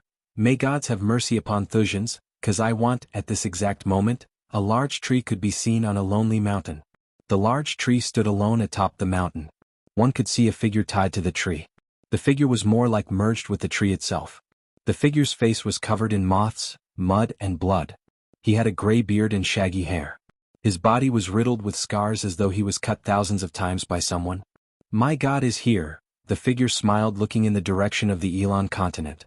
Back in Michael's room, he was staring at the mirror as Andrew stood beside Paul with his daggers against Paul's throat. I surrender, Michael heard Paul utter the words. The crowd erupted in cheers as Andrew plummeted to the ground in exhaustion. In the giant mirrors, Michael saw Imelda clapping in joy with tears of joy running down on her face. He then saw the crowd cheering as loud as they could for the underdog of this tournament, Andrew. Even Claire and the elders of the Sunrise sect were clapping to show their support without having any idea of how Andrew managed to beat Paul. Ding, ding, ding. Suddenly before the coordinators helped Andrew and Paul leave the stage, 3 loud bell sounds reverberated the arena. The view of the battle stage immediately changed to the VIP stage in the mirror. They all saw King Bredia stand up with a grin on his face. Please, he raised his hand as the crowd immediately became silent. I have an announcement to make. The winner of the Core Formation Championship will be rewarded with the title Baron along with Bradford Barony. For people like Ashton, it wasn't a piece of surprising news, but for commoners, it was another story. Many sounds of gasping could be heard in the arena. The king stayed silent for a few moments before speaking again. And the hand of my daughter, Princess Catherine, in marriage. If you like this chapter, please comment, send power stones. If you really like this chapter and my novel, consider sending me gifts as it would motivate me to put out more chapters. Any criticism, feel free to bash me in the comments. Chapter 366. On this cloudy morning, there were growing patches of blue, the sort of hue that was soft and bright at the same time. Though beneath the sheet of cloud was a gray that deepened to steel, the leading edge was a brilliant white, as if it was the pages of a new book ready for any curious eye. So, on this day that could bring rain or sunshine, no one in the arena except the VIP guests and commentators remained in their seats. Their eyes were glued to the battle stage. In the center of the battle stage 2 figures were laying on the floor. One was completely bathed in blood from head to toe. The other one was no different than the other except he knelt on the battle stage on one knee. Anyone could tell he was about to tumble down any second. The figure laid on the ground was Dukin, a rogue cultivator, while the other was Andrew. This was the first fight of the semi-final which would decide the finalist. As Andrew was fighting with everything he got to stay awake, the coordinators landed on the ground to check on Dukin. Knockout! The coordinator's voice echoed through the arena as the crowd erupted into cheers for Andrew. Andrew has entered the final. He has made history reaching the final with the lowest cultivation level. That kid really put up a fight. I'm really impressed, followed by Ishihara and Jameis comments. Darius also praised Andrew. The entire arena was shouting Andrew's name as the fireworks decorated the sky along with their thunderous exploding sounds. Princess Catherine quickly wiped off the tear running out of her eyes before anyone could see her watery eyes. Andrew. Andrew. Andrew. Andrew. Andrew. Andrew. The crowd kept chanting Andrew's name. Surprisingly, their cheers gave Andrew a little bit of strength to stay still instead of falling onto the ground. The fight between Andrew and Dukan went for almost an hour and a half. Although Andrew had the power of Layla behind him, Dukan fought strategically, which made defeating him difficult for Andrew. Andrew was a core formation level 2 runemaster while Dukan was a level 6 core formation warrior. Many thought this match was the end of Andrew's journey as the power gap between them was too wide. However, Andrew proved everyone wrong and defeated Dukan. Andrew almost died defeating Dukan. Andrew has proved to us that the willpower can overcome the cultivation level difference. Even if Andrew couldn't win the tournament, his name will be remembered for years to come. James Hall praised Andrew. He will be an inspiration for many cultivators. His journey will show the others that one can overcome a cultivation difference with willpower and courage. Ishihara joined James Hall in praising Andrew. The Winstons felt extremely proud of Andrew at the moment. At first, they all doubted him and even tried to stop him from competing in the tournament. Nonetheless, Noah vouched for Andrew and gave his support. Even Andrew's mother Natalia didn't want Andrew to participate as she was afraid of him getting hurt. Natalia was the softest among the 3 Hunt sisters. Regardless of Andrew's reasons to compete in the tournament, Natalia tried to stop him because she couldn't even think about losing her son. Help them reach the infirmary. The coordinators lifted Andrew and Dukan and flew towards the infirmary. Eventually, after a team of maids cleaned up the blood off the battle stage, the crowd became excited again. Since the next fight would decide the finalist who is going to fight Andrew, the crowd was on the edge of their seats. Moreover, they were excited to see Ghost. It's time for the battle we've been waiting for, ladies and gentlemen, Ishihara announced. And don't worry people, the battle will not be stopped if it rains. Hearing Darius' voice, many sighed in relief. The sky was filled with dark clouds and everyone could hear thunderclaps in the distance. Heavy downpour was evident, but no one wanted the rain to interrupt the battle. Participant Reagan and participant Ghost of Sunrise Sect, please come to the stage. The moment Ishihara uttered the name Ghost, the arena once again let out thunderous cheers. Almost 2/3 of the arena were bouncing up and down, showing signs boards that had the letters "We Love Ghost," waving black flags as well as Sunrise Sect flags, and shouting Ghost's name as loud as they could. Even those who hated Ghost, such as Morningstar disciples, became jealous of the support and cheers Ghost received. As the fans were cheering, Reagan landed on the battle stage with a swift leap. Reagan was a tall man, standing 6'2" tall. This bronze-skinned man had a really tough feel about him. A particularly notable feature was his muscular build. His hip-length, shiny, light brown hair, currently dip-dyed at the ends with shades of sky blue, features a messy fringe. He has a uniquely styled, perfectly trimmed beard. His square face with brown eyes didn't show any emotions looking at the cheers for his opponent, Ghost. Waiting for Ghost, Reagan flicked his wrist as a 7-foot warhammer appeared in his hand. Unlike the other participants, Reagan wore no armor to protect himself. He just wore leather pants adorned with gray fur and long snakeskin boots. Layla was watching Reagan with the other commoners. She was in a battle with her heart and mind. After talking to her mentor and contemplating what happened inside the treacherous ocean, she understood that Ghost was to be blamed completely. She knew it was her impulse that led to the first energies occupying their bodies, which led to spirit walking. He had no choice, her mind told her that, but her heart was burning in fury. He took her purity, her heart couldn't accept it. After threatening him of destroying everyone he cares about, she felt disgusted with herself. She knew she acted like a first-class hypocrite. How could she call him evil after she herself threatened to kill innocents? The fact she couldn't hurt him at all made her feel weak and helpless. She hated the feeling of being weak. In front of him she was exactly that. Initially, when she came to the tournament, she wanted to tell Ghost about something important that could change both of their lives forever. However, after seeing Ghost's cruelty, ruthlessness, and bloodthirsty nature, she decided otherwise. Ghost? Ghost? Ghost? Ghost? Ghost? Just as she was thinking, the cheers couldn't get any louder, the arena erupted louder. The figure of Ghost in the giant mirror stopped her train of thoughts. Weirdly, Ghost reminded her of Noah. Only Ghost didn't have the warmth and kindness that Noah had. Michael slowly descended onto the battle stage after winking at Nightmare, who was enjoying the battle sitting on Claire's lap. He was a majestic, fearful dragon, but when he was with Claire, he would turn into a puppy. Because Reagan was a rogue cultivator, except for a very few, no one knew or heard about him before.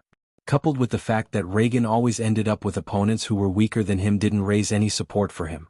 Despite the bodybuilder-like physique of Reagan, Michael was not even a bit worried. Reagan was just a core formation level 6 warrior after all. Instead of unsheathing his 2 swords, Michael put his hands behind his back and looked at Reagan with a smile. Despite most people's opinion about rogue cultivators, I respect you guys. I was one of you before joining the Sunrise sect. Michael's voice was amplified by the runes to let everyone hear his voice loud and clear. You didn't survive this long by fighting every battle in your way. Your life depends on every fight you pick, so don't pick a fight you can't win. The crowd was not stupid not to understand the meaning behind Michael's words. He was telling Reagan to back off. His words were on the border of threat and advice. Many nobles expected a rugged man such as Reagan to get mad at Ghost for speaking these words. However, Reagan just sighed as the war hammer in his hand disappeared back into his space ring. You are right, we rogues need to know when to back down. Reagan let out a sigh as he continued. This is a battle I cannot win. Michael nodded with a smile. I hope you remember me, Ghost. Anyone who isn't my foe is my friend. Michael's words put a gentle smile on Reagan's face. He looked around the arena for a while before slowly ascending to the air. I hope we will meet again, Ghost, Reagan said while floating in the midair. He then looked at the coordinators around him. I forfeit, Reagan said before flying away from the arena. People were stunned to see Reagan quit like this. He decided to quit before even exchanging a few blows with Ghost. Many thought what he did was a shameful act and an act of cowardice. Guys, what just happened? Ishihara's brows arched up. What do you think? Reagan forfeited the battle. The coordinators murmured among themselves while the crowd was looking at Ghost speechlessly. Even Ghost supporters was unable to believe what just happened. They were expecting an exchange of blows, not words. Ghost wins. The coordinators announced. It took a few moments for the crowd to open their mouths again to cheer. They were stunned. Catherine's heart skipped a beat listening to the commenters announce that Ghost had reached the final. When the crowd finally began to cheer, Ghost already left the battle stage. This was the shortest semi-final they all had seen in their lives. Ghost just came, said a few words to Reagan and made him forfeit the battle.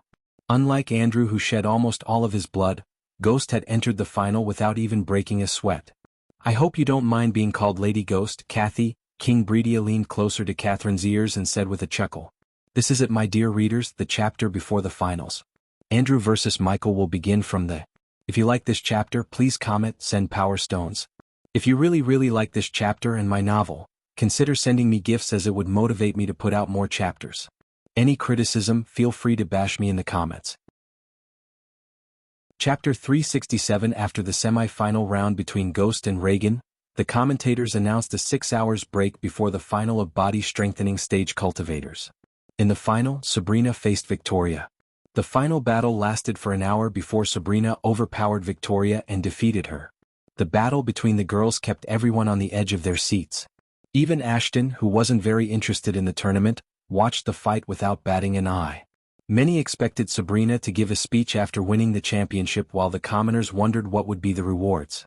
However, Sabrina just said thank you to the crowd and left the battle stage. Taking the Pegasi carriage offered to her by the Holy Trident Academy, Sabrina flew towards where Andrew was staying. The sun had almost disappeared into the horizon when she reached the manor where Andrew was staying. Young miss, when her carriage landed, quickly few of the guards staying outside guarding the door came to open the carriage door. They bent forwards to show their respects. Andrew inside? Yes, young miss. Sabrina hastened inside to meet her cousin, leaving the carriage under the care of the guards. At first Sabrina thought winning the championship tournament would make her feel pleased, or at least something, except it didn't. Although she fought with Victoria for almost an hour, she didn't use her full power. If she had defeated Elia, she knew she would have felt different. However, Sabrina could not think about anything at the moment except her cousin's condition. She hastened inside the home. Entering the manor, she walked straight to the hall where she saw Andrew with several people standing around him. She expected Andrew to be in his room taking a rest. Instead, she found him surrounded by people. Andrew was resting on the sofa while Imelda had her hand on his shoulder. She was consoling him. Sabrina saw her mother, Aunt Imelda, a hooded person who stood in a corner of the hall, Alicia and Norvin. Sabi Imelda was surprised to see Sabrina enter the hall. All of their gazes including Andrew's fell on Sabrina. "You won?" Diana asked as though she already knew the answer. Sabrina gave a small nod before walking towards Andrew. "Shouldn't you be celebrating your win right now, Sabi?" Andrew asked with a gentle smile on his face as usual. He tried to hide his worries with a smile but Sabrina could see through the facade. "I know why you are worried, Andrew." Andrew raised his brows as Sabrina smiled. "Dad isn't very good at keeping secrets from me, Andrew. Don't you know that?" "I know that," Andrew sighed as he chuckled. "How is your brother Ollie?" Sabrina asked Alicia. Alicia remained silent. The healers said they could only heal the physical wounds, not the mental ones. Norvin answered instead of Alicia. Sabrina sighed. What Ghost did to him was cruel and ruthless. However, Sabrina also knew Peter brought it on him by himself. No one asked Peter to dress up as a vigilante to ambush Ghost and other prodigies just to prove he is better than them. "Time will heal everything," Imelda said. Alicia nodded but she knew the mental wounds of Peter would never heal unless he could defeat Ghost and humiliate him as Ghost did to him. "Andrew, I'm asking you again. Are you sure you want to do this?" Diana asked Andrew. "Is there any other way we can convince Catherine's father?" Imelda asked a question after Diana. "Can Catherine tell her father she loves you?" Sabrina asked. Andrew was getting bombarded with questions until Alicia opened her mouth. "Why is everyone talking like he's going to lose? When we all, including me, thought Andrew couldn't do this, he came this far and proved us wrong. He will defeat Ghost, have some faith in him." Everyone was speechless for a few moments. They couldn't argue with Alicia's words. "It's because I cheated," suddenly Andrew said, stunning everyone. "Cheated? What are you talking about?" Imelda creased her brows. Except for Diana and Alicia, everyone looked flabbergasted. Alicia knew about Noah's deal with Layla and her involvement in Andrew's victory. Diana, however, didn't know anything about Layla or Noah's deal with her, but she was able to tell that something was amiss. "If it wasn't for Lady Alden, I wouldn't have reached this far." "Lady Alden? Layla Alden?" Sabrina literally started to shiver hearing the name. "Without your mental resolution and willpower, you would have died taking my power." They all heard the melodious voice as they turned their eyes towards the hooded person. Sabrina saw the hooded one taking off her hood covering her head to reveal her angelic face. Sabrina felt like she was going to faint. The woman in front of her was Layla Alden, one of the legends of this world. She had only seen Layla in the paintings in her Holy Trident Academy. Layla was a pride of all woman cultivators. She was the embodiment of woman power. "How far would you go for the girl you love, Andrew?" Layla asked as everyone stared at her in shock. "I give my life for her." Slap. The moment Andrew finished speaking these words, a slapping sound could be heard in the hall. Sabrina was stunned to see her always gentle and warm Aunt Imelda slap Andrew. No one could believe he got slapped by Imelda. "Are you really prepared to give your life for a girl you know for how long? A year? Or 2 years? What about us, your family? What about your mother?" Imelda was stuck between worry and anger. Her eyes were bloodshot. "You're gonna quit whining, go out there and defeat Ghost. Cheating or no cheating, you will defeat him. You know why? Because you have us." Her words did not motivate Andrew but somewhat calmed the storm within him. "If you can't defeat him, don't be stupid to fight till you die. Just say you surrender and we will figure out how to deal with everything that follows later." Norvin gave a piece of advice of his own. Unlike Imelda, Norvin doubted Andrew could really defeat Ghost. As much as Norvin wanted Andrew to defeat him, he was less optimistic about that. Diana was in a world of her own thinking. All the people in the room thought Ghost was some kind of monster. Ever since he was born, he has faced nothing but tragedies. And he faced everything life throws at him alone.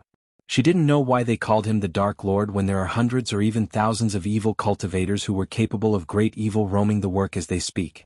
Meanwhile, in Michael's room, he was sitting in front of Calvin reading several parchments on the glass table. "Feel free to tell me if you have any changes to be made," Calvin said with a smile. "No changes required, Calvin. I hope you guys will have my back when the time comes." Michael inked the quill to sign the parchments as he spoke. "Don't worry, King Bredia won't go to war with you if you choose to reject the princess." Michael looked up at Calvin with his brows arched up. Michael was surprised to see Calvin grasp the upcoming problem without any explanation. "Like I said, I did my research. I know you are not going to accept the marriage proposal. Naturally, rejecting a king's offer would result in problems. But worry not, Thusia will have your back. This time, he'll be the one stabbing you in the back," Michael thought to himself.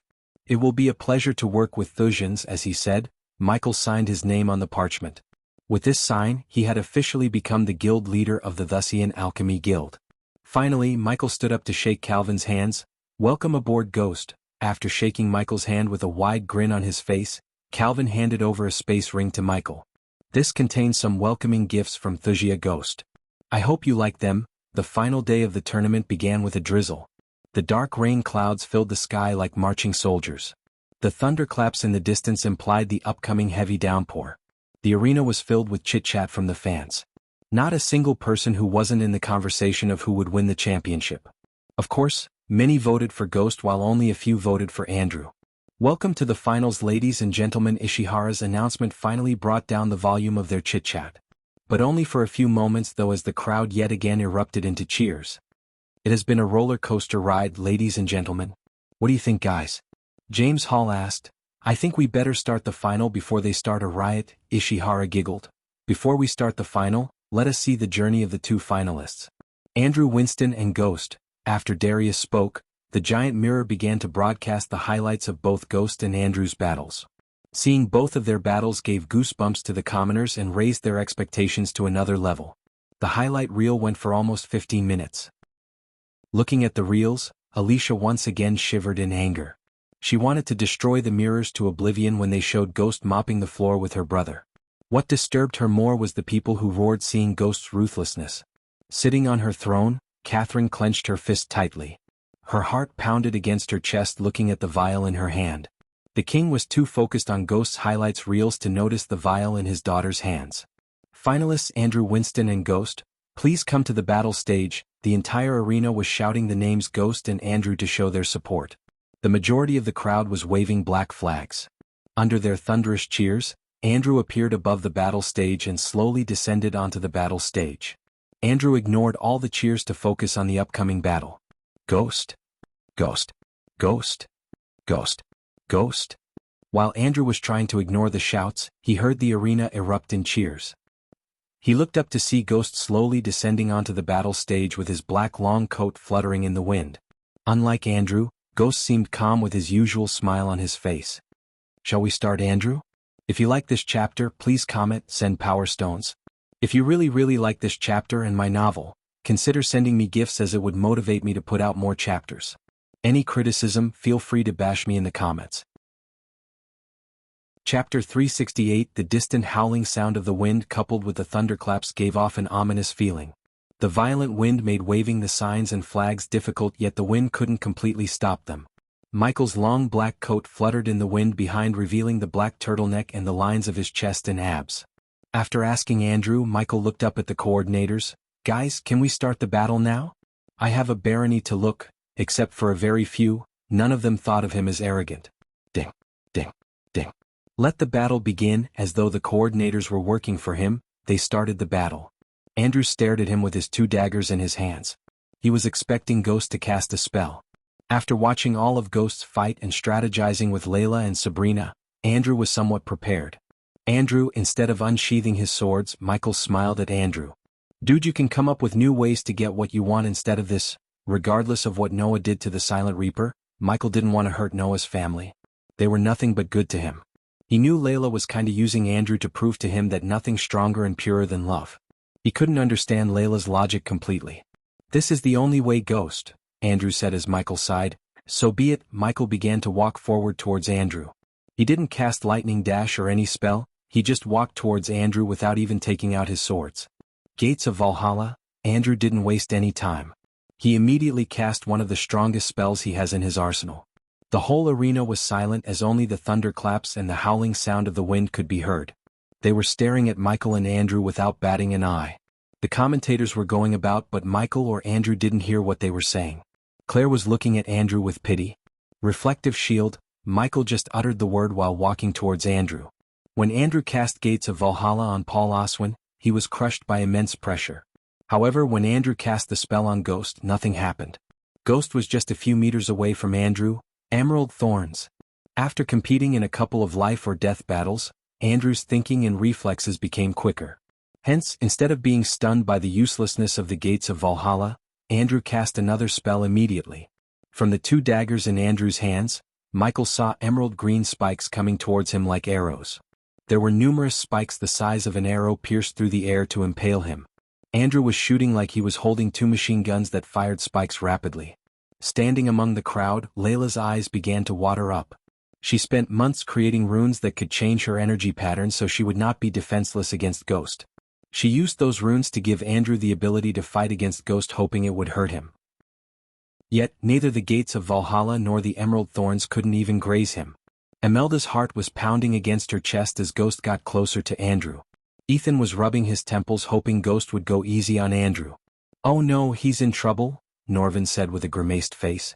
"Ice shield." Andrew cast another spell to slow Ghost in his path. Michael saw a 7-foot wall made of ice erupt a few meters before him. The wall seemed to be at least a meter wide and looked sturdy. Everyone, including Andrew, expected Michael to destroy the wall using a spell or his fist. Unexpectedly, they saw Ghost deviate from the straight line he was walking on and walked around the wall instead of destroying the wall. Andrew, who placed an explosive rune that would bounce the attack power back to the attacker, had a troubled look on his face. All the opponents Andrew faced got defeated by either of the 3 spells he just cast. The spell had Layla's fusion stage power behind it, hence, a core formation cultivator couldn't take the attack of Andrew. However, Michael was immune to Layla's attacks. Therefore, Andrew, who had Layla's power, couldn't even touch him. Without Layla, he's as weak as a blind sick puppy, Michael sighed inside. He actually felt pity for Andrew. After realizing long-ranged attacks were not working, Andrew changed his tactic. He activated the runes on his dagger as several golden symbols began to glow on the daggers. "Don't do it, Andrew," Diana mumbled under her breath, looking at her nephew leaping higher into the air to attack Ghost with his daggers. Since Andrew would not be able to learn swordsmanship in a few weeks, Noah taught Andrew how to fight with daggers. It had been a big help to Andrew in the tournament against other opponents. But Diana knew against a swordsman like Ghost, who seemed to have mastered the swords, Andrew was like a child. Seeing Andrew descending upon him, Michael just shook his head disappointedly. The people were on the edge of their seats. Just when Andrew was a couple of inches away from him, Michael grabbed Andrew by his wrists in the mid-air. Andrew lost his momentum and control when Ghost grabbed him. His movement was extremely fast as Andrew didn't even see Ghost move his hands. Andrew's feet touched the ground. He looked Ghost in the eyes while struggling to get out of his hold. "If there's a next time, don't depend on others to fight your battles." Andrew felt his heart skip a beat hearing his words. His words sounded as though Ghost knew he was cheating in the tournament. The very next moment, Andrew felt immense pain in his head. The crowd saw Ghost headbutt Andrew so hard that the sound of their head clashing reverberated through the silent arena. Michael slowly trusted Andrew's wrists as Andrew's face muscles began to twitch in pain. He head-butted Andrew again without giving him much time to let out a cry of pain. A sound of bone cracking could be heard when Ghost head-butted Andrew. In the giant mirrors, they all saw Andrew's nose bent weirdly sideways as blood poured out of his nostrils. If it wasn't for the excruciating pain in his wrists, Andrew would have fainted. The world around him started to spin. Most people expected Michael to break Andrew's wrists, but he proved them wrong by slamming Andrew on the ice shield. Andrew erupted. Boom. The booming noise sounded across the arena while pebbles of ice crumbled down due to the force of Andrew hitting the wall. The force and pain immediately made Andrew cough up blood. Ghost slammed him again on the ice shield like Andrew was a rag doll. When he slammed Andrew the second time, the rune Andrew placed on the wall glowed as the ice shield exploded with immense force. "Andrew!" Imelda shouted from her pavilion. The ice vapor prevented the crowd from seeing what happened to Andrew and Ghost for a few moments. When the fog created by the ice vapor faded away, they saw Ghost was standing beside Andrew, who was lying on the ground, coughing up blood. "Give up, Andrew," Michael said, looking at Andrew at his feet. He didn't even use a fraction of his power. Nonetheless, Andrew was almost at death's door. To Michael's surprise, Andrew pulled himself up after failing to stand up a couple of times. Seeing Andrew really surprised Michael. Andrew was indeed resilient. Still, Michael just shook his head before grabbing Andrew by his neck. Half of Andrew's face was covered in blood and swollen. "Taking a beating doesn't solve your problems, Andrew," despite Andrew being his opponent, Michael advised him. For some reason, Michael felt bad for beating up Andrew. Perhaps it was because the Winstons were good to him, perhaps it was because he pitied Andrew. Nevertheless, he punched Andrew in the face. He didn't use much power as he didn't want to mess up Andrew's brain. As long as he could, he wanted Noah and Winston's not to be his enemies. "I will never surrender." These words barely escaped Andrew's mouth when Michael stopped punching him. "You're not helping yourself, Andrew." The crowd saw Michael clench his fist as veins popped up on his fist. The crowd gasped. They could guess the next punch would be several times more powerful than the previous ones. If this was a movie or a drama, Andrew would have gotten a sudden power boost thinking about his love and escaping Michael's hold. Since it was not the case and Andrew had no powerful being inside his ring, Andrew couldn't even move a muscle. He could just hope he wouldn't lose consciousness. Space warp. Suddenly Michael heard a shout. In a blink of an eye, his hair neck stood up sensing a threat. He immediately let go of Andrew to leap into the air. In the mid-air, he bent his back and landed on the battle stage comfortably. When he landed on the battle stage, he saw Princess Catherine standing in the place where he was a moment ago. She held Andrew in her hand. Tears kept rolling out of her eyes. Andrew, please wake up." "It's Kathy." The entire arena was stunned by the act of the princess. Even the commenters or the coordinators expected Princess to suddenly appear. Not even the arrays could stop her interference because the short teleportation spell she just used was a legendary spell. Michael saw a silver dagger in Catherine's place. His killing intent rose up, realizing she would have killed him if it wasn't for his reflexes and instincts. "Catherine." Finally, the king realized what just happened. He stood up from his throne along with all the VIPs beside him. No one remained in the seats anymore. The princess caught everyone off guard. "I am going to kill you." Michael along with the entire arena heard the princess let out a murderous grumble. Chapter 369 Princess, you are nothing, your majesty. The king's guards quickly surrounded King Breedia when he tried to rush to the battle stage. The coordinators on the other hand were stunned to see the sudden appearance of Princess Catherine. Since she used a powerful legendary level teleportation scroll, they weren't aware of her arrival. Just as the coordinators were about to land on the battle stage, the princess leaped at Ghost with her daggers raised. Andrew could barely lift his hand towards Michael. He wanted to utter the words "don't hurt her" yet failed to do so. "You monster," she shouted, swinging her daggers at Michael. Seeing the princess trying to attack Michael, Nightmare bore his teeth. Claire felt the dragon's body becoming hotter and hotter. Little 1-inch Claire brushed the dragon's head to calm him down. Claire wasn't worried about Ghost, she was worried about the princess. All the nobles in the VIP pavilions along with the commoners stood up from their seats. They all were either too excited or worried about the princess. "Monster me?" Michael chuckled while evading the dagger easily. "You heartless bastard," she was shouting while violently swinging her daggers. Michael just kept moving his body with his hand behind his back. He could see the king flying towards the battle stage with his royal guards. "You have the courage for this but not for talking to your father?" Michael snickered, swiftly moving his body away from her daggers. He moved like water, swift and smooth.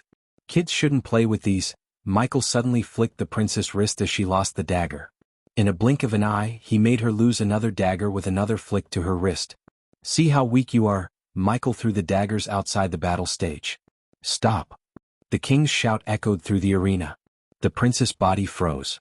Her anger slowly faded away while she started to come back to reality. The king's royal guards immediately surrounded the princess.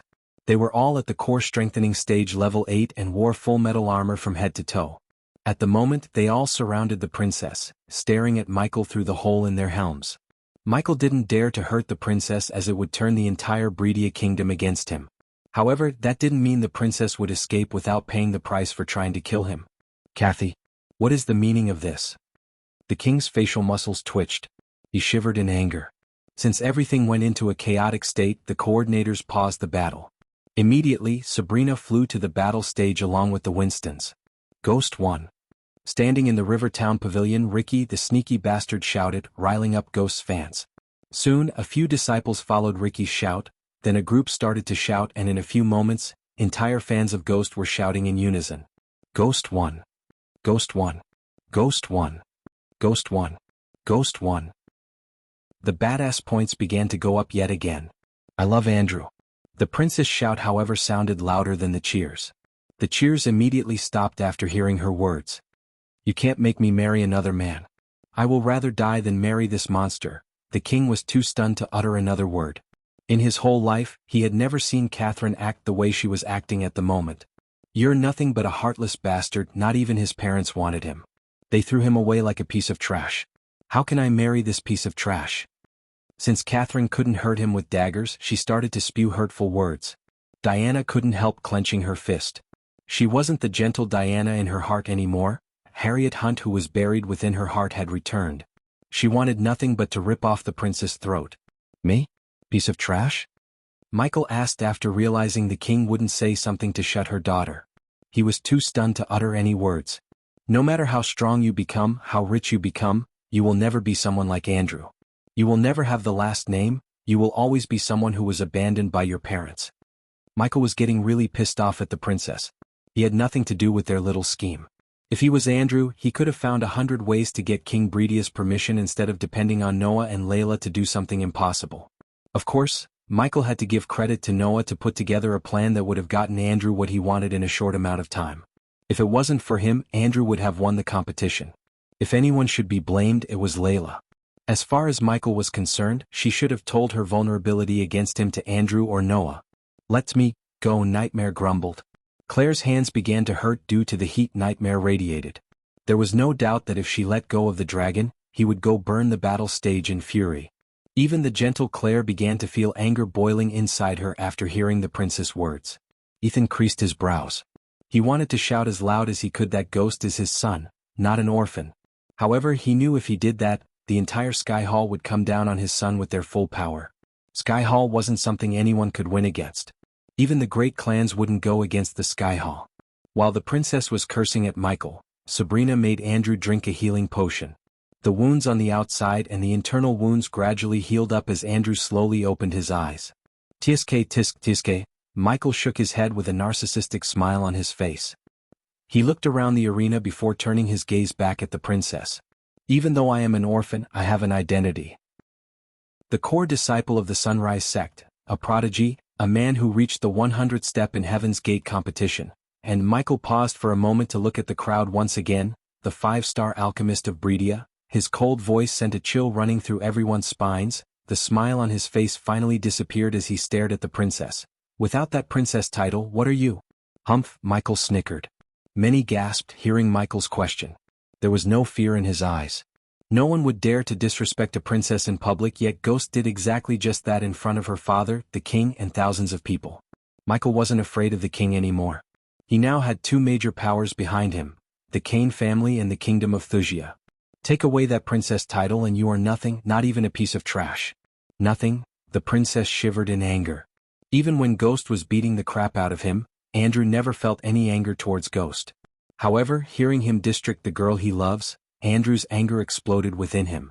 "Catherine!" King Bredia's shout reverberated in the arena. He was too mad at his own daughter to the point he failed to get mad at Michael for disrespecting her. Perhaps the king deep down knew the princess deserved what she got after cursing Ghost and acting like a spoiled brat. "I am not a puppet, you can marry me to whoever you want." Catherine stomped the ground. "I will marry no one but Andrew. I am not afraid of you anymore, father." Catherine lost all her composure. Her attitude and her words made King Bredia's body tremble in overwhelming fury.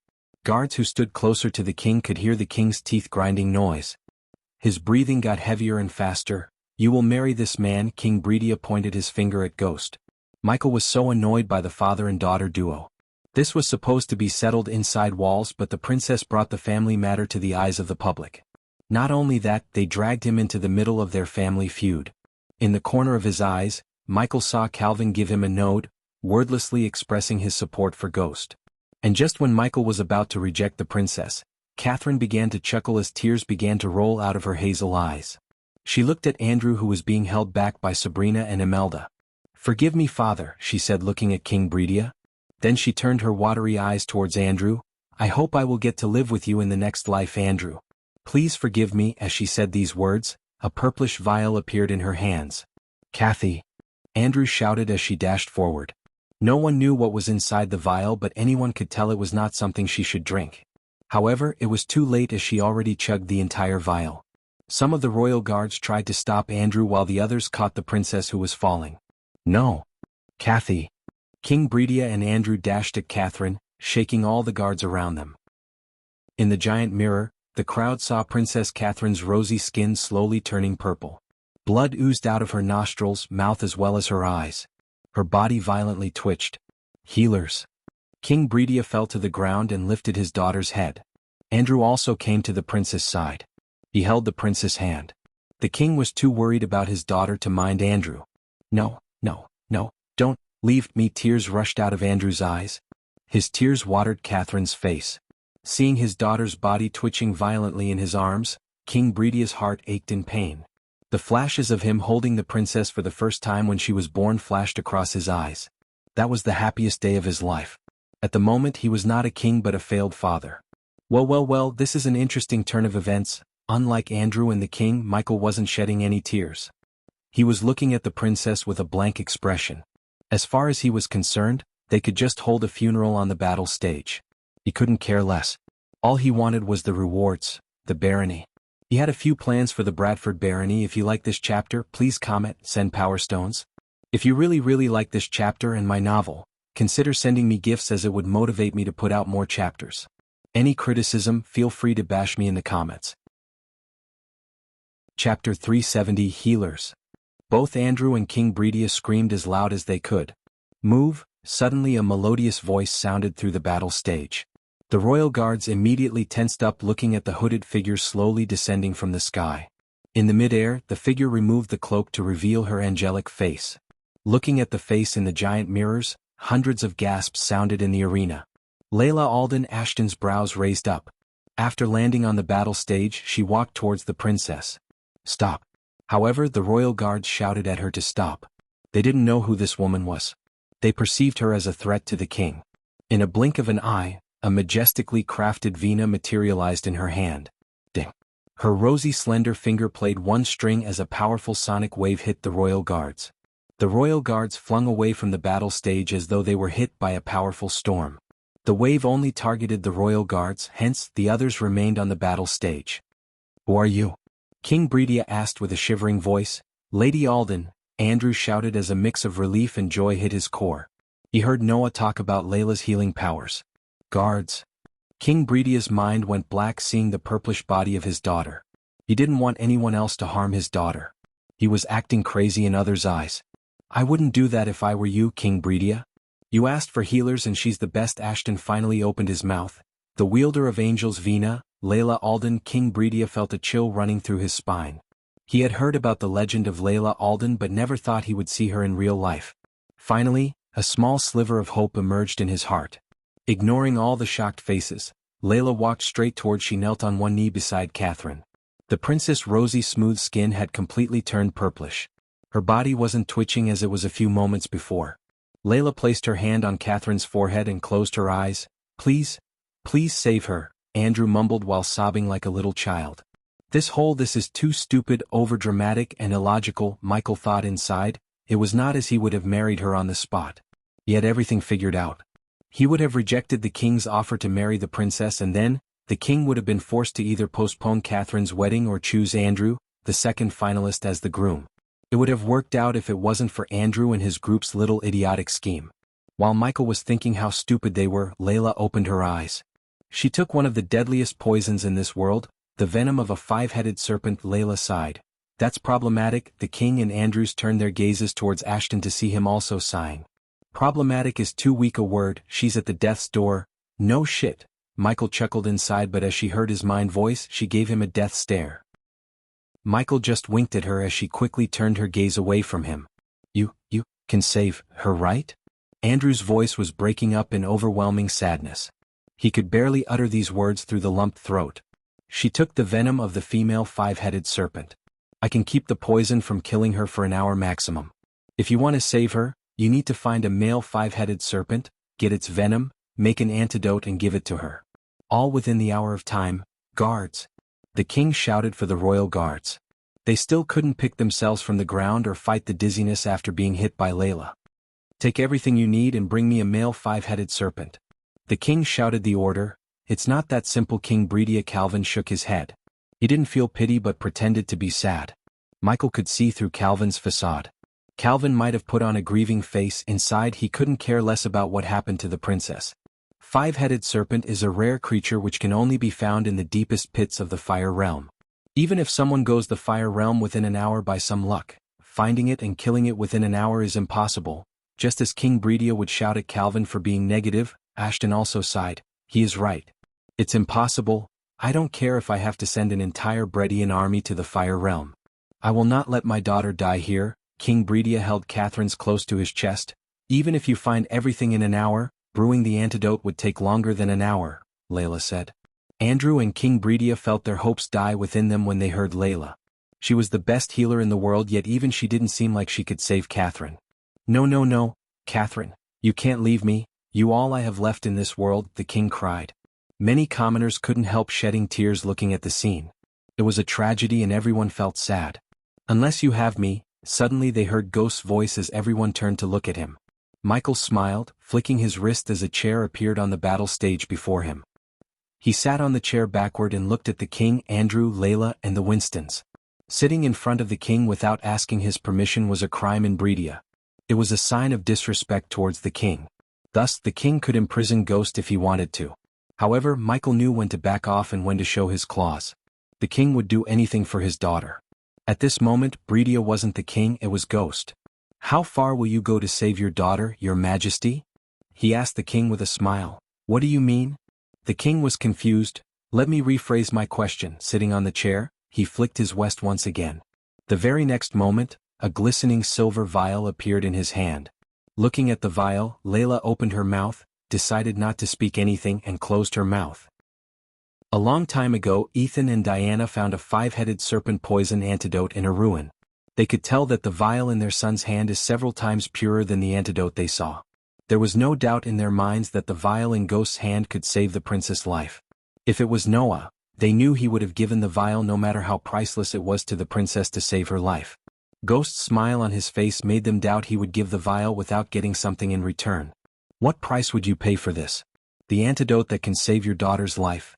That's how what? The king mumbled as Andrew stared at the antidote without batting an eye. He was speechless. Wow, that's really the antidote. Calvin's words brought King Bredia out of his confused state. Once again the light of hope emerged in everyone's heart. Give me that. The king reached his hand out. Tisk tisk king. Michael shook his head. Are you telling me that the princess' life is worth nothing? Guards. The king's fury exploded within him. He shivered as he called for the royal guards. This time they were only a few meters away from the battle stage. Suddenly the vial cracked in Ghost's hands. The king and Andrew's hearts skipped a beat seeing the cracks forming in the vial. With a little bit more pressure they knew the vial would crumble into pieces. No. Andrew shouted. I will give you everything, please, give her the antidote. Shut up, Andrew. You have nothing to give me. This is between me and His Majesty. Layla didn't even try to talk to Ghost. However, her heart was aching to see how heartless he was. He can't be my child's father, Layla said to herself. The hopes of changing him into a better person slowly began to die inside her. Despite what he did to her, she wanted to give him a chance for the sake of her child. She knew how hard it would be for a child to grow without both parents. She didn't want her child to feel that pain, but it seemed like her child would be better off without Ghost as the father. Michael knew nothing about what was going on inside Layla's mind. His gaze was on the king. How could you play with your daughter's life again, your majesty? You know this vial is so delicate. What if it got destroyed when your royal guards come running to me with their heavy armor? What do you want? King asked, gritting his teeth. Although he was burning with anger, he knew that his daughter's life was more important than his anger. The king was willing to pay any price to save his daughter. She's dying. Imelda couldn't keep her mouth shut anymore. You're holding her life as a bargaining chip. Oh. How she began to stutter in anger. Could you be so heartless? Me heartless? Michael tilted his head. Just a few minutes ago, Her Royal Highness tried to kill me. You all heard what she said to me. Still, I'm willing to give the antidote to her instead of keeping the antidote a secret. I almost died getting this. And you're calling me heartless? The entire arena knew he was holding the princess' life as a hostage. No one in the right mind would believe he's not a cold, heartless bastard. Yet he talked like a kind, generous person. Many people were looking at him with their mouths wide open. Your Majesty, I only want you to keep your word. I want what's rightfully mine and a few other things. I don't want to make the princess' life cheap. It's not fair. Michael was having fun with the king. He couldn't care less about what others would think about him.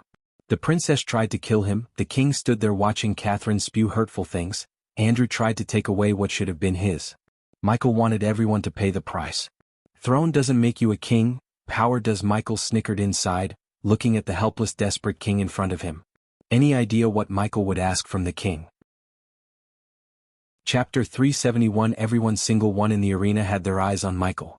They were waiting for what he was going to ask the king. No one let out a sound. If someone dropped a pin right at this moment, it would make a loud sound. The arena was deadly silent. Michael stood up from the chair, put his hand behind his back, and took several steps towards the edge of the arena. I don't give a damn about who wins this tournament, all I care about is the rewards. So as you promised your majesty, I want the Bradford barony. No one gasped hearing his words as they did after his next words. I want you to announce Bradford, the river town, and all the surrounding areas as an independent kingdom ruled by me and the Sunrise sect. Ashton knew Ghost is an opportunist and power-hungry young man, but when he heard Ghost just ask the king to make him a king, he felt goosebumps. Calvin on the other hand praised Ghost wholeheartedly.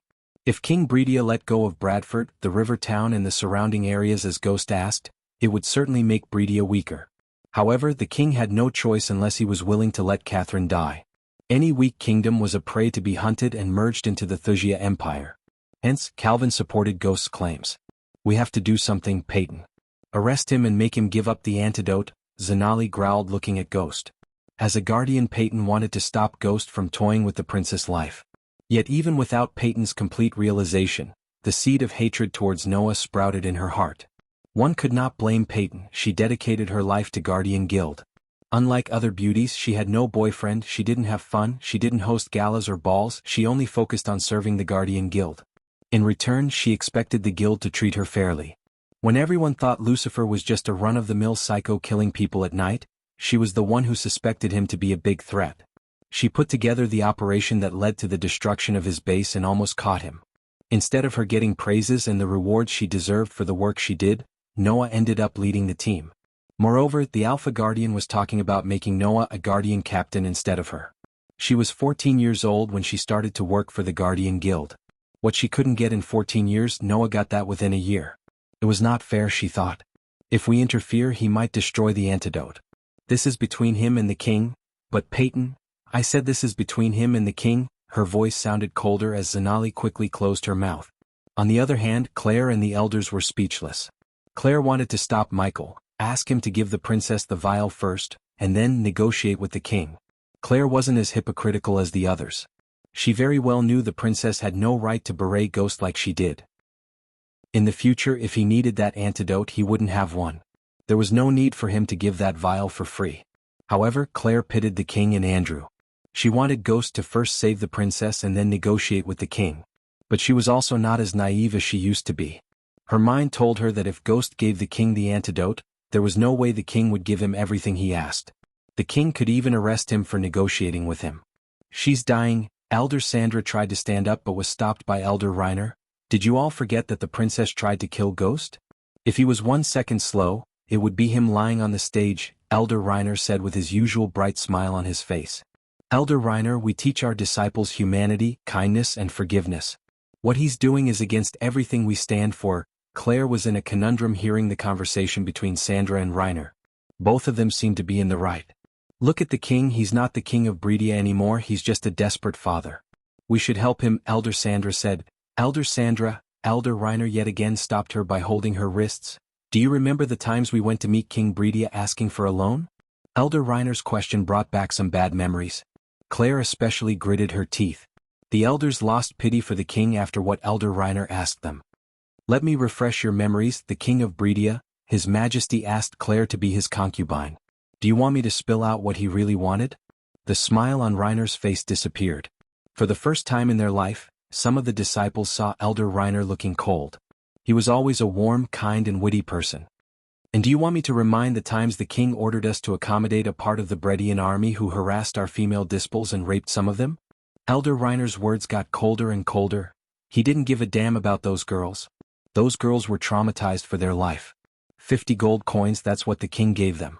Kindness, humanity, and forgiveness is for only those who deserve it, Elder Sandra. Elder Sandra was out of words for a few moments. We can't let the princess suffer for what her father did, she's innocent. She tried to kill Ghost because of love. Meanwhile, Michael was looking at the king's trembling. Each second passed by, the king's worry overshadowed his anger. A kingdom obviously can't survive without financial and military power.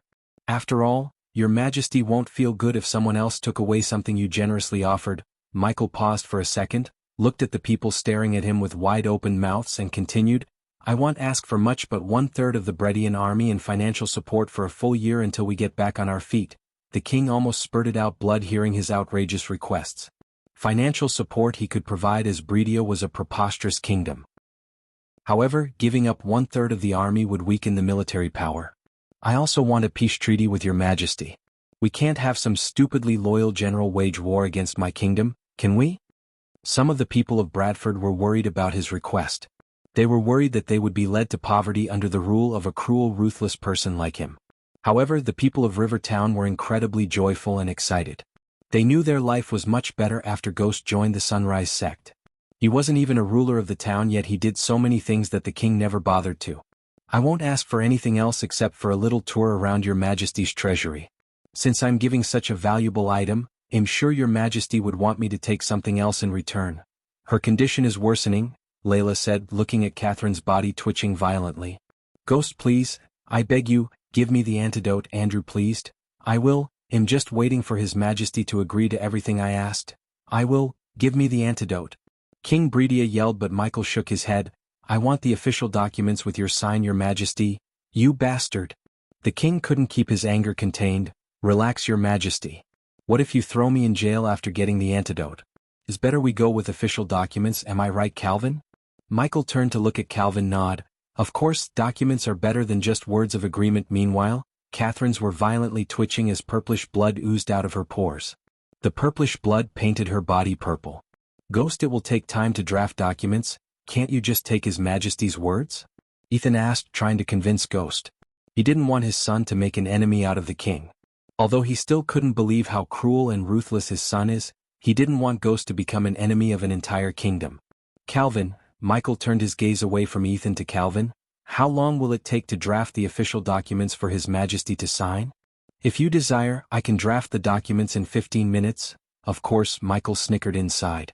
Earlier, when he signed the parchments related to the guild leader position, Calvin did not bring with filled parchment but just wrote the clauses in front of him. Thus, Michael knew Calvin could come up with documents before Catherine died. King Bredia, shall I start preparing the documents? Calvin asked. His inner corners of the eyebrows were angled up.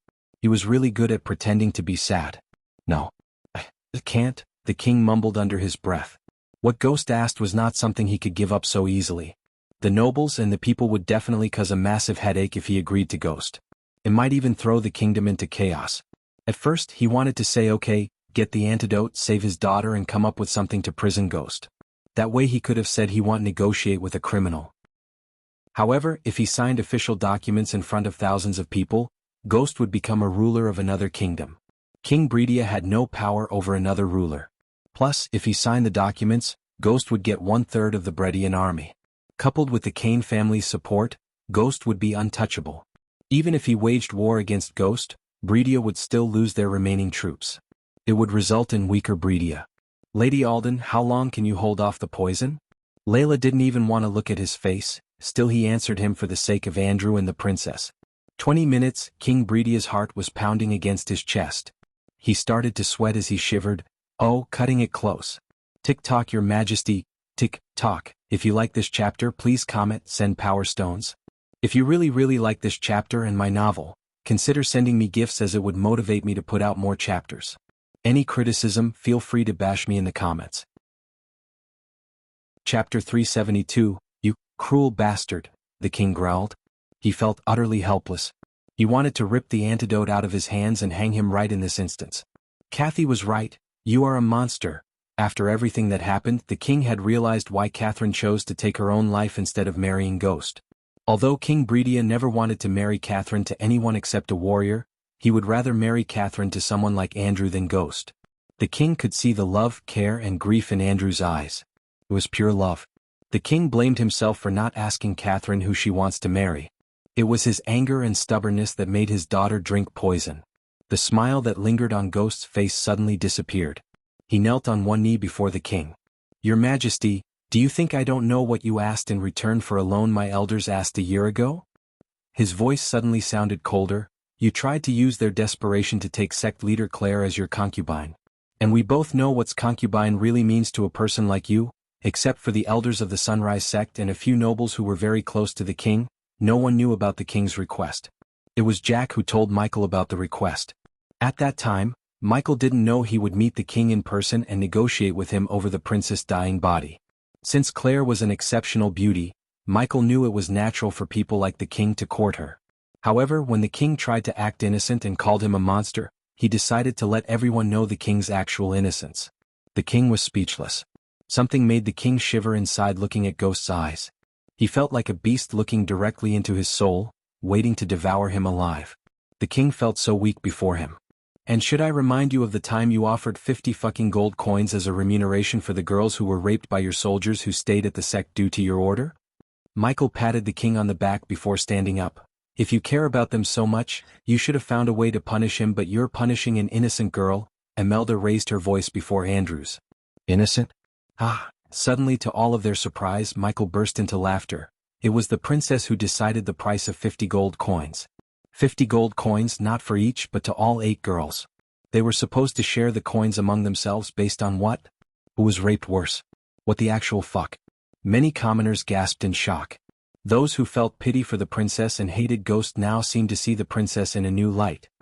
The princess decided a girl's innocence was worth 7 or 8 gold coins. No one is innocent in this world. Everyone is a villain in someone's eyes. But, Andrew mumbled, what?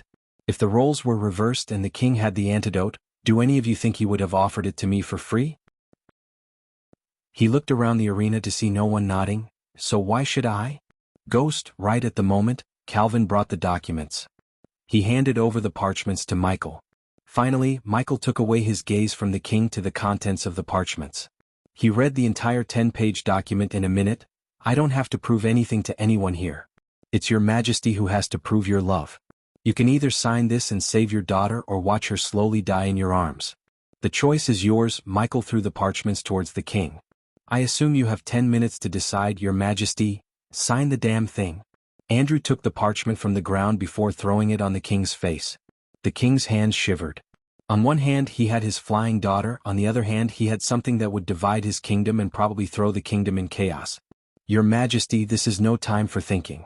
Please, sign them and save your daughter, Ethan said. With his shivering hand, the king finally signed the document. His heart was pounding against his chest. Ricky was feeling goosebumps along with the other disciples. It seemed like only yesterday he saw a full black-clothes youngster at the gates of River Town. Now the youngster was about to become a king of his own kingdom. He wished Daniel was here to witness this historic moment. Hail your majesty, Ghost. Ricky couldn't hold back as he shouted as loud as he could. Hail your majesty, Ghost. Hail your majesty, Ghost. Hail your majesty, Ghost. Hail your majesty, Ghost. Hail your majesty, Ghost. Gradually, one by one, the people of River Town and the Sunrise sect disciples roared in unison. Ignoring the shouts, Michael reached his hand out as the parchments flew straight into his hands. He checked the documents for a few moments before nodding with a smile. Keep the end of your bargain. Layla reached out her hand. Of course. Michael threw the antidote to Layla. Kid, you became a king. Ashton was still in shock. He never expected the tournament would turn out to be like this. He rejected the princess to gain a kingdom of his own. Moreover, he had also gained 1/3 of the Bredian army to command. King Ghost, it does have a nice ring to it. While Clavin, Ghost and Ashton were busy discussing the future, Layla gently poured the antidote into Catherine's mouth. The moment the antidote touched Catherine's lips, her body jerked. Soon, her body gradually started to lose the purplish color as her skin slowly turned rosy again. Kathy. The tears of joy poured out of both Andrew's and the king's eyes. Everyone was looking at the princess, waiting for her to open her eyes. Only Diana looked at her son, Ghost. Most people, including her own sister, were thinking of him as evil, but they failed to understand that if it wasn't for her son, the princess would have died. He saved her. Catherine. Andrew saw Catherine slowly open her eyes. She looked at Andrew and then the worried face of her father. Father, you brat. King Bredia embraced so tightly and close to his chest. Andrew couldn't wait to hug her, tell her how much he loves him and how much she just hurt him by trying to take her own life. Their union of love continued for a couple of minutes before Catherine saw Ghost reading a long parchment seriously without even taking a look at her. Slowly she started to wonder how they managed to save her. She was told it was nearly impossible for someone to save her after drinking the 5-headed serpent's venom. Layla stood up as Andrew thanked her, holding her hand. Sabrina quickly came to stand by Layla's side. The Winstons surrounded her. Layla couldn't just chase them away. As a person who trained to fight evil, Layla developed a seventh sense that indicates her most evil being. Aside from evil beings, she could all sense darkness in someone's heart. When she first met Ghost, she sensed the darkness in his heart. However, she ignored it as everyone in the world had darkness in their hearts. Weirdly except Noah. She didn't find any darkness in his heart. In the corner of her eyes, she noticed Diana Winston staring at her. Surprisingly, Layla felt a chill. "You." Catherine gritted her teeth. "It's okay, Catherine, everything's fine." Andrew patted her shoulder. The king didn't mind Andrew. He had already decided to marry Catherine to the man she truly loves, Andrew. "Hey, a princess, like nothing happened." Ghost smiled at Catherine. Catherine saw he was brimming in joy. His face was bright as someone lit a candle inside his head.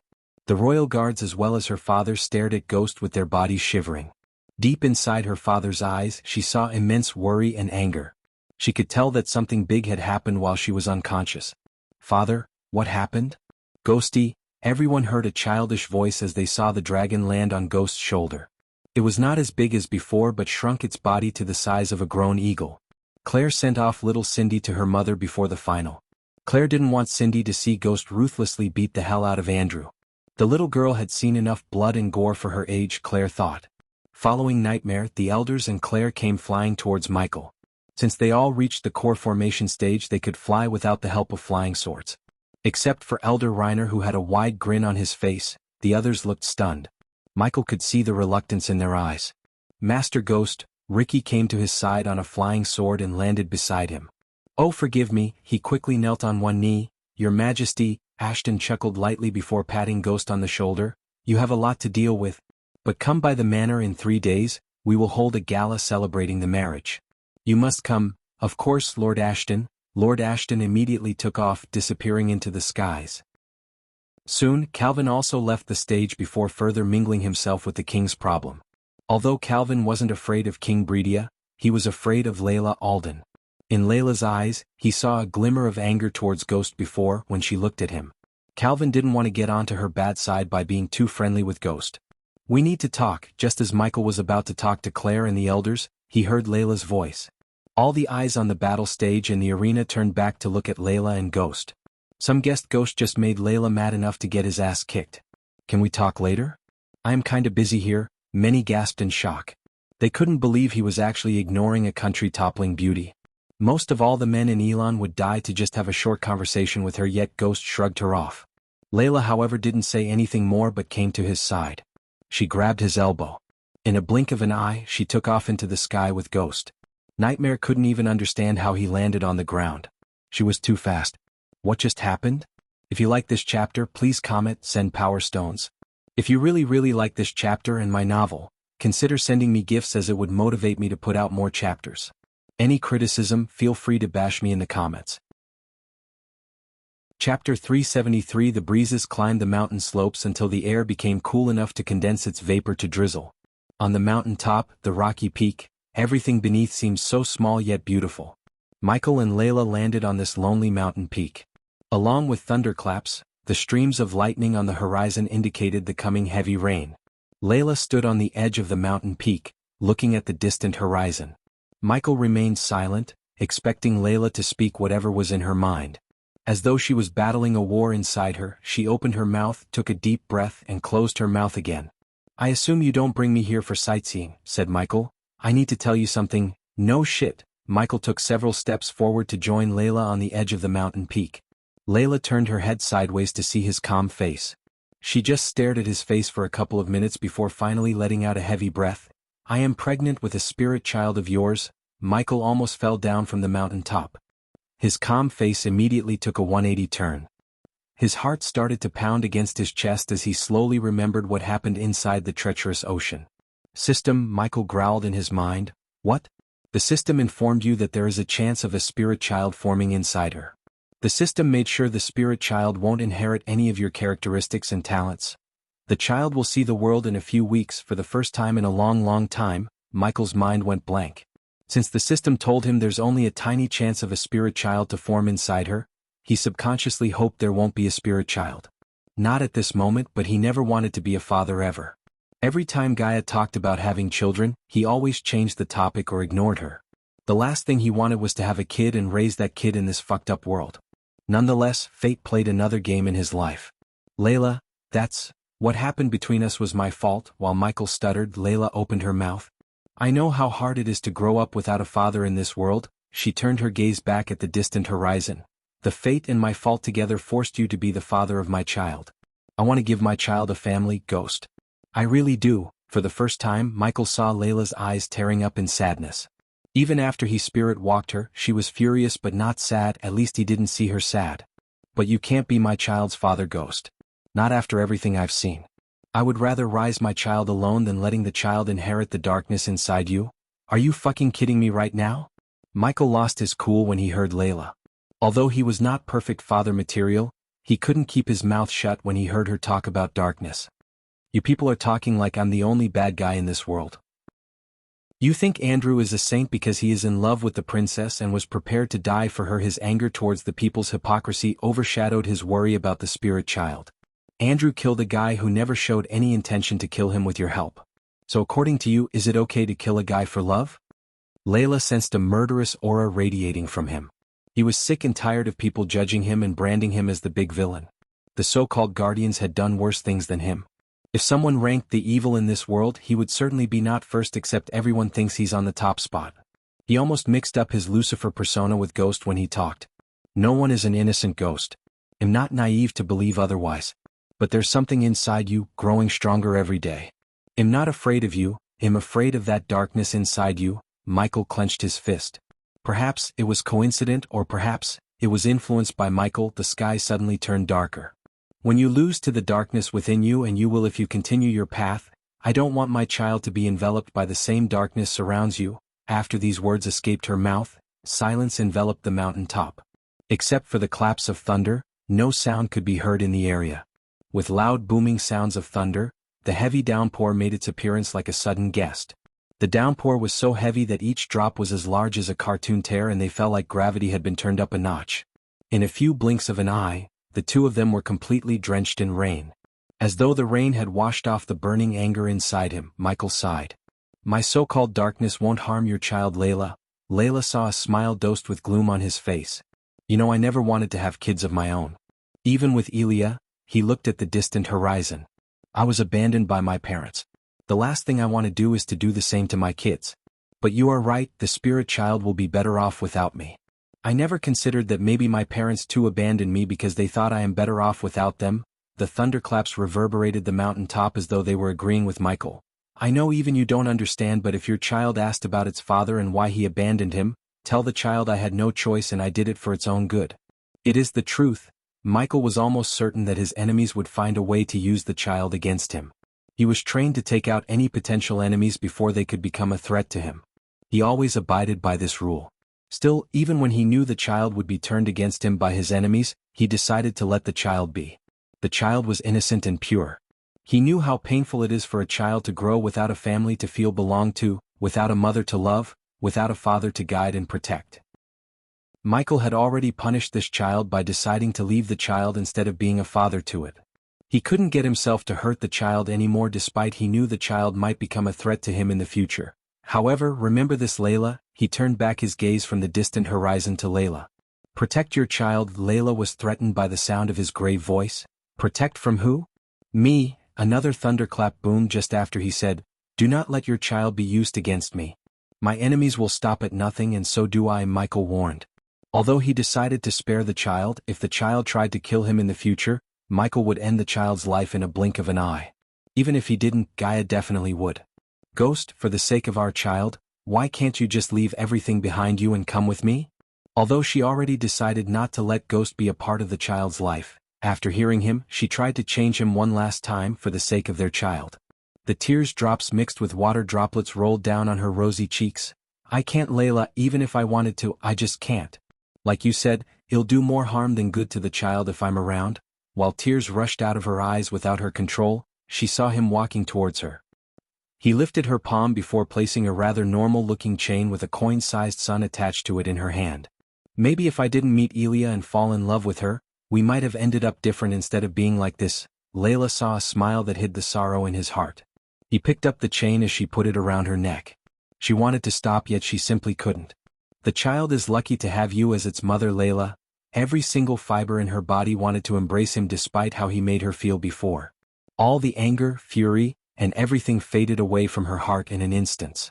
But before her heart could overpower her mind to make her embrace him, he took several steps back from her.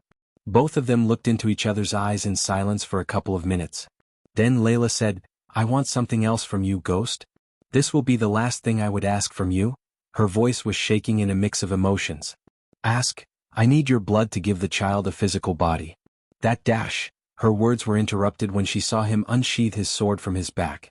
Without uttering a single word, he cut his palm with his razor-sharp sword.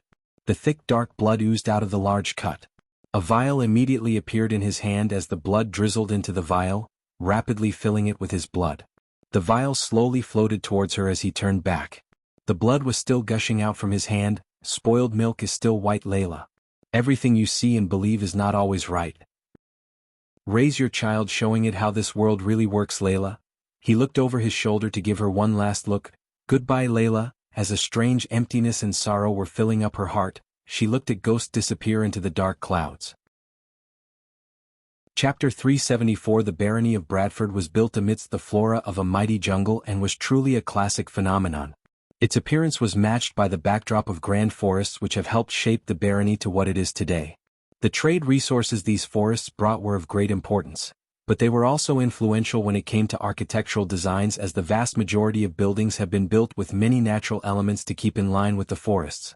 The skyline was riddled with either elegant two-story or majestic three-story buildings. Life was great in Bradford. It had attracted a lot of attention.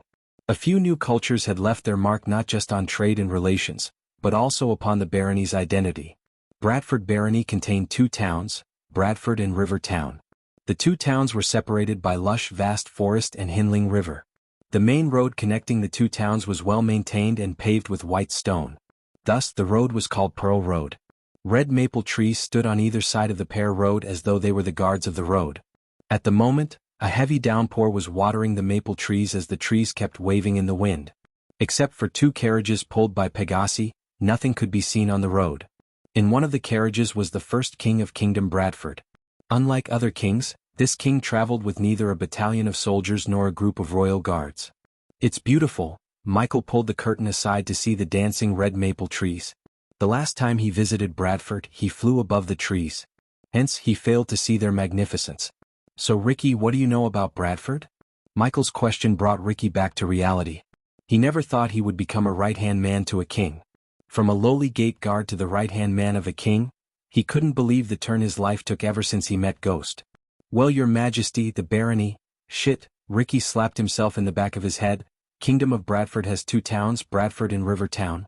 Though they call River Town a town, the town was in decline along with the Sunrise sect until you joined the sect.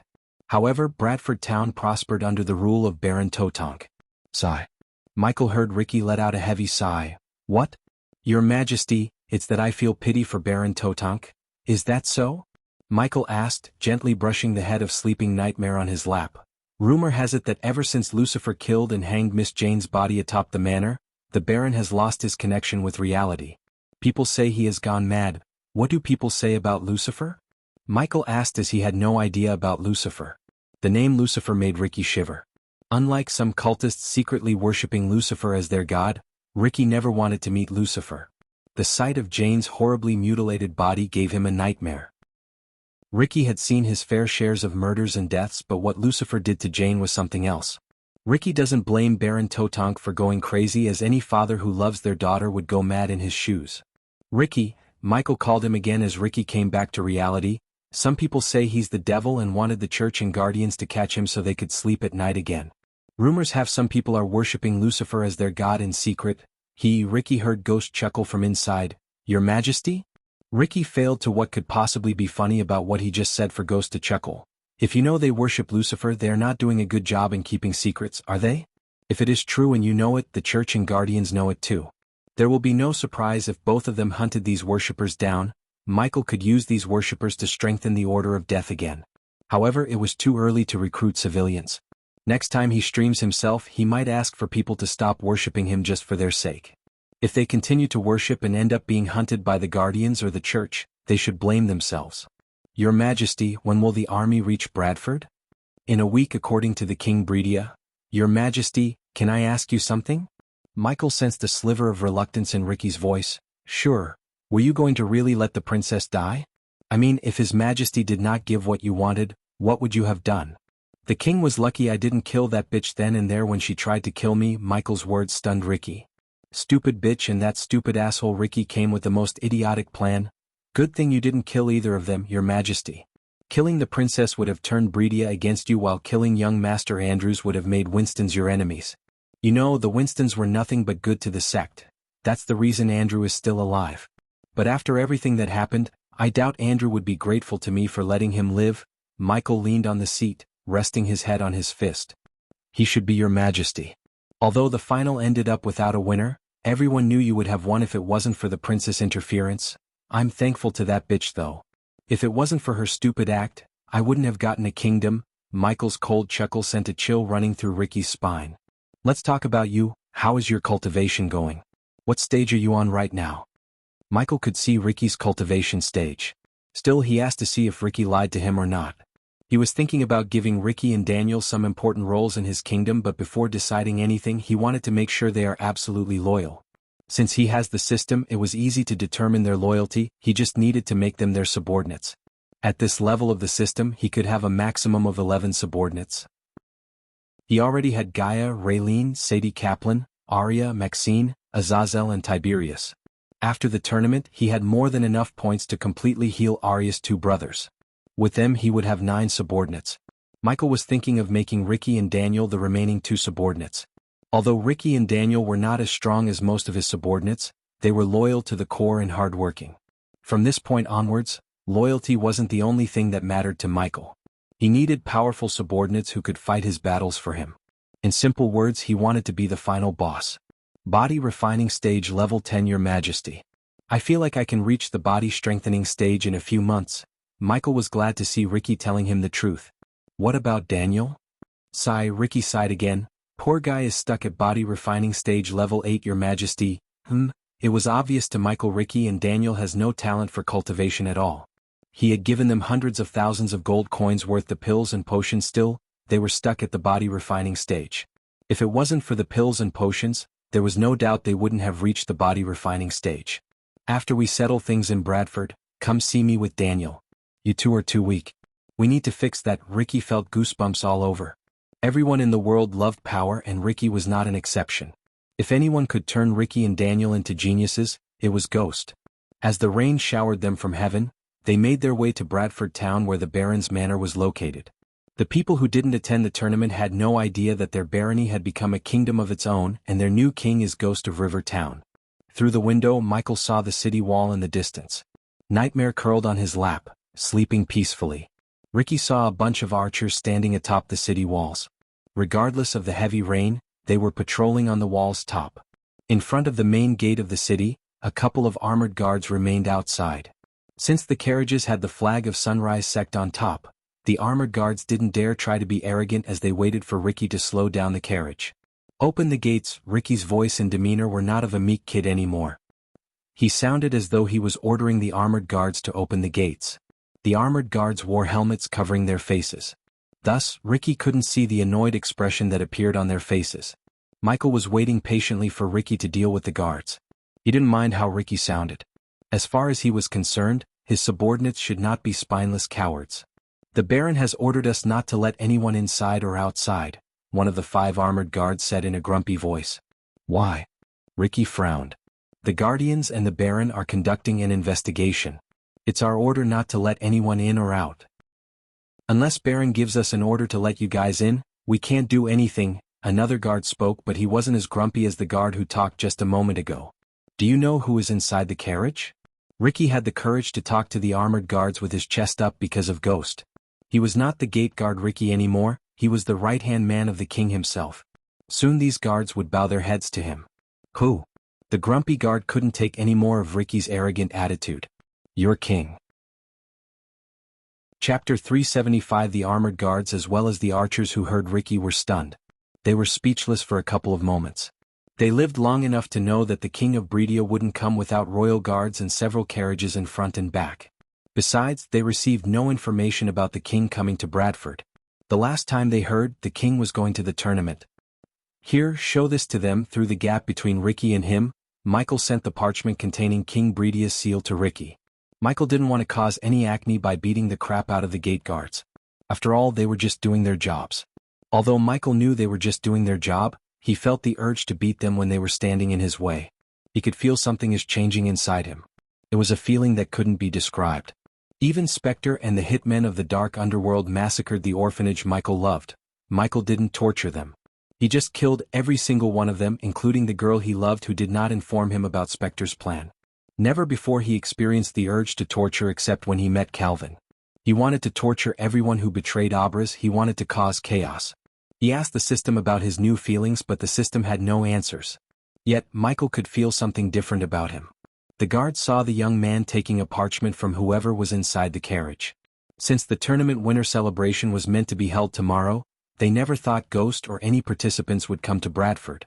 As far as they were concerned, the two carriages that have the flag of the Sunrise sect were occupied by the guests of the sect. Ricky jumped down from the carriage while keeping the parchment under his fur coat to prevent the rain from drenching it. Who knows how to read? Ricky asked as the guards looked at each other. Finally, an archer from the wall slid down from the ladder to come to them. Among the 12 guards in the vicinity, only one seemed to know how to read. Ricky wasn't surprised though. It was not a requirement for a soldier to know how to read or write. Education was for the nobles and the rich. If it wasn't for Ghost's strict order to learn how to read or write, Ricky would have been just like them, illiterate. Here, Ricky handed over the parchment to the archer. The armored guards were staring at the archer and the parchment in his hand. They might be illiterate, but they could tell the parchment definitely came from a royal or noble. Seeing the quality of the parchment, the archer opened the parchment carefully to read the content. There weren't even minutes passed by when the archer's hands shivered as his eyes wide opened as though they were about to pop out from their sockets. What is it? The other guards asked. Instead of answering, the archer swallowed a mouthful of saliva. Bradford has become a kingdom. The archer's voice trembled. And, the archer stuttered. What? The other armored guards asked the archer after a few moments of silence. Only the sound of heavy downpour filled the area. The soldiers couldn't believe the archer. Ricky couldn't see the expressions on their faces, but he could guess they were completely stunned using the silence. Our new king, the archer kept stammering. All the soldiers had to wait for the archer to utter the name of their new king, his Ghost of River Town, as though the skies were waiting for the archer to utter these words. The moment he said the name, the thunderclaps reverberated through the city. What you are holding is the king's decree and in one of your new king's hands.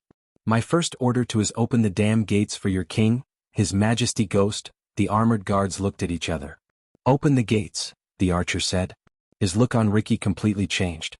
Each soldier had several questions running in their mind. The soldiers slowly opened the giant wooden gates to reveal the town of Bradford. With a swift jump, Ricky landed back on the carriage. After spending time as Ghost's subordinate, Ricky picked some of Ghost's attitudes. He even started to wear full black clothes like Ghost. As the carriage slowly moved forward, Michael looked at the town through the window. The streets were empty as Michael saw not a single soul on the roads. However, he could see the eyes looking at the carriage from inside the building. When Michael looked at the sky above the town, he noticed several figures in complete golden armor flying away from the town. Holy guards, Michael mumbled under his breath. Although the church had not intervened in his life as much as the guardians, they were still a threat. He had been trying to establish a connection with the church to see if he could make them his ally. If they were his ally, he could spy on them, learn valuable information and turn them against the guardians. The others, including Ricky, thought Michael had forgotten Jack since he doesn't talk about Jack or his death. In truth, Michael had never even visited Jack's grave, not even once. Gaia took care of Jack's family. They were millionaires now as Gaia gave 1,000,000 gold coins to their family as well as promised to take care of them and their bloodline. The guardians would pay for Jack's death. Everyone involved in Jack's death would pay the price with their lives. It seems like the Baron and the Guardians ordered a lockdown, Your Majesty. But why are there no guards on the streets? Ricky asked while looking around the town. Like most of the towns or cities in this world, Bradford was also divided into 3 parts. Commoners lived in the outer part of the town. This part also contained shops such as smithy, bakery, and miscellaneous stores. The middle part of the town had lesser nobles who were either declined noble families or branch families of main nobles' families and rich merchants. If one wanted to find a jewelry store or a bank, they should look for them in the middle part. Only the ruler, royal family, and prominent noble families lived in the center. It was the richest part of any town or city. Although the difference between the town parts was not as drastic as Royal Land or the capital of Bredia, Michael could see the buildings look majestic as they moved towards the center. The last time he visited Bradford, he wanted to open up a shop in Bradford. Unfortunately, Jane Totonk met him in the alchemy store in the middle part of the city. If she hadn't met him that day, she would have been alive. As the Pegasi galloped towards the center, Michael vaguely saw what might be the Baron's manor in the distance through the window. There were several guards in full plate armor patrolling the surrounding area. The structure, as well as the atmosphere of the manor, reminded Michael of Ham House in England. He wondered how this world has so many similarities with Earth. Inside the Baron's manor, Baron Totonk lay on his throne with a large ale bottle in his hand. There were several ale bottles lying around him. The walls of the throne hall were void of any paintings, but there were signs of paintings hung on the wall before. Only a group of fluffy armored soldiers as well as an old man with a long gray beard remained by the Baron's side. The old man had a wooden staff that had an orb of fire hovering atop. "Lord Totonk, what should we do with them?" the old man asked, looking at the three figures kneeling in the hall. All three figures had their hands tied and heads covered with brown sacks. The brown sacks were soaked in blood. "Our spies informed that their families have contacted the Guardians and they are bringing them here.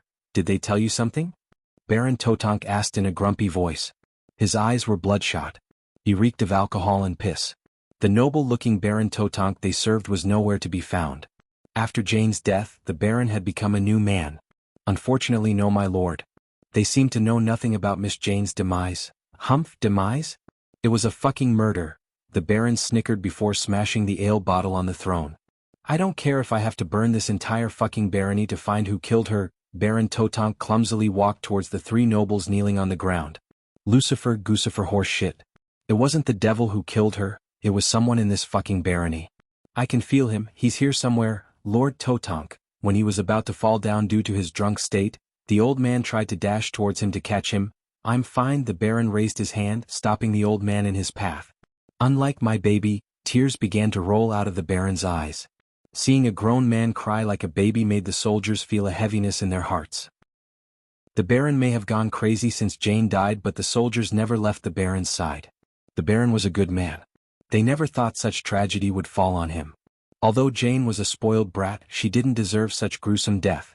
Even the seasoned warriors felt nauseous seeing her mutilated body. Since these three doesn't know anything, the Baron stood a few inches away from the three nobles. "They can go to hell." Baron immediately drew his dagger out as the nobles let out a muffled cry through the sack. "Stop." Just as the Baron was about to send the dagger into the noble's neck, the manor door opened to reveal a young man. "Who the fuck let you in?" the Baron asked as the soldiers moved towards the Baron to put up a defensive formation. "By the power of your new king, I'm ordering you to lower your weapon." "Huh?" The soldiers and the old man was stunned after hearing the words coming out of the young man's mouth. "Who are you, young man?" the old man asked. He could see the courage in the young man's eyes. He lived long enough to tell that this kind of courage was only possible if someone powerful was behind this young man. "In one of the hands of the king, His Majesty Ghost." Chapter 376. Ricky's words made Baron Totonk's hangover disappear for a couple of moments. The soldiers and the old mage standing beside the Baron's throne had a "what the hell is this kid talking about" look on their faces. Ghost.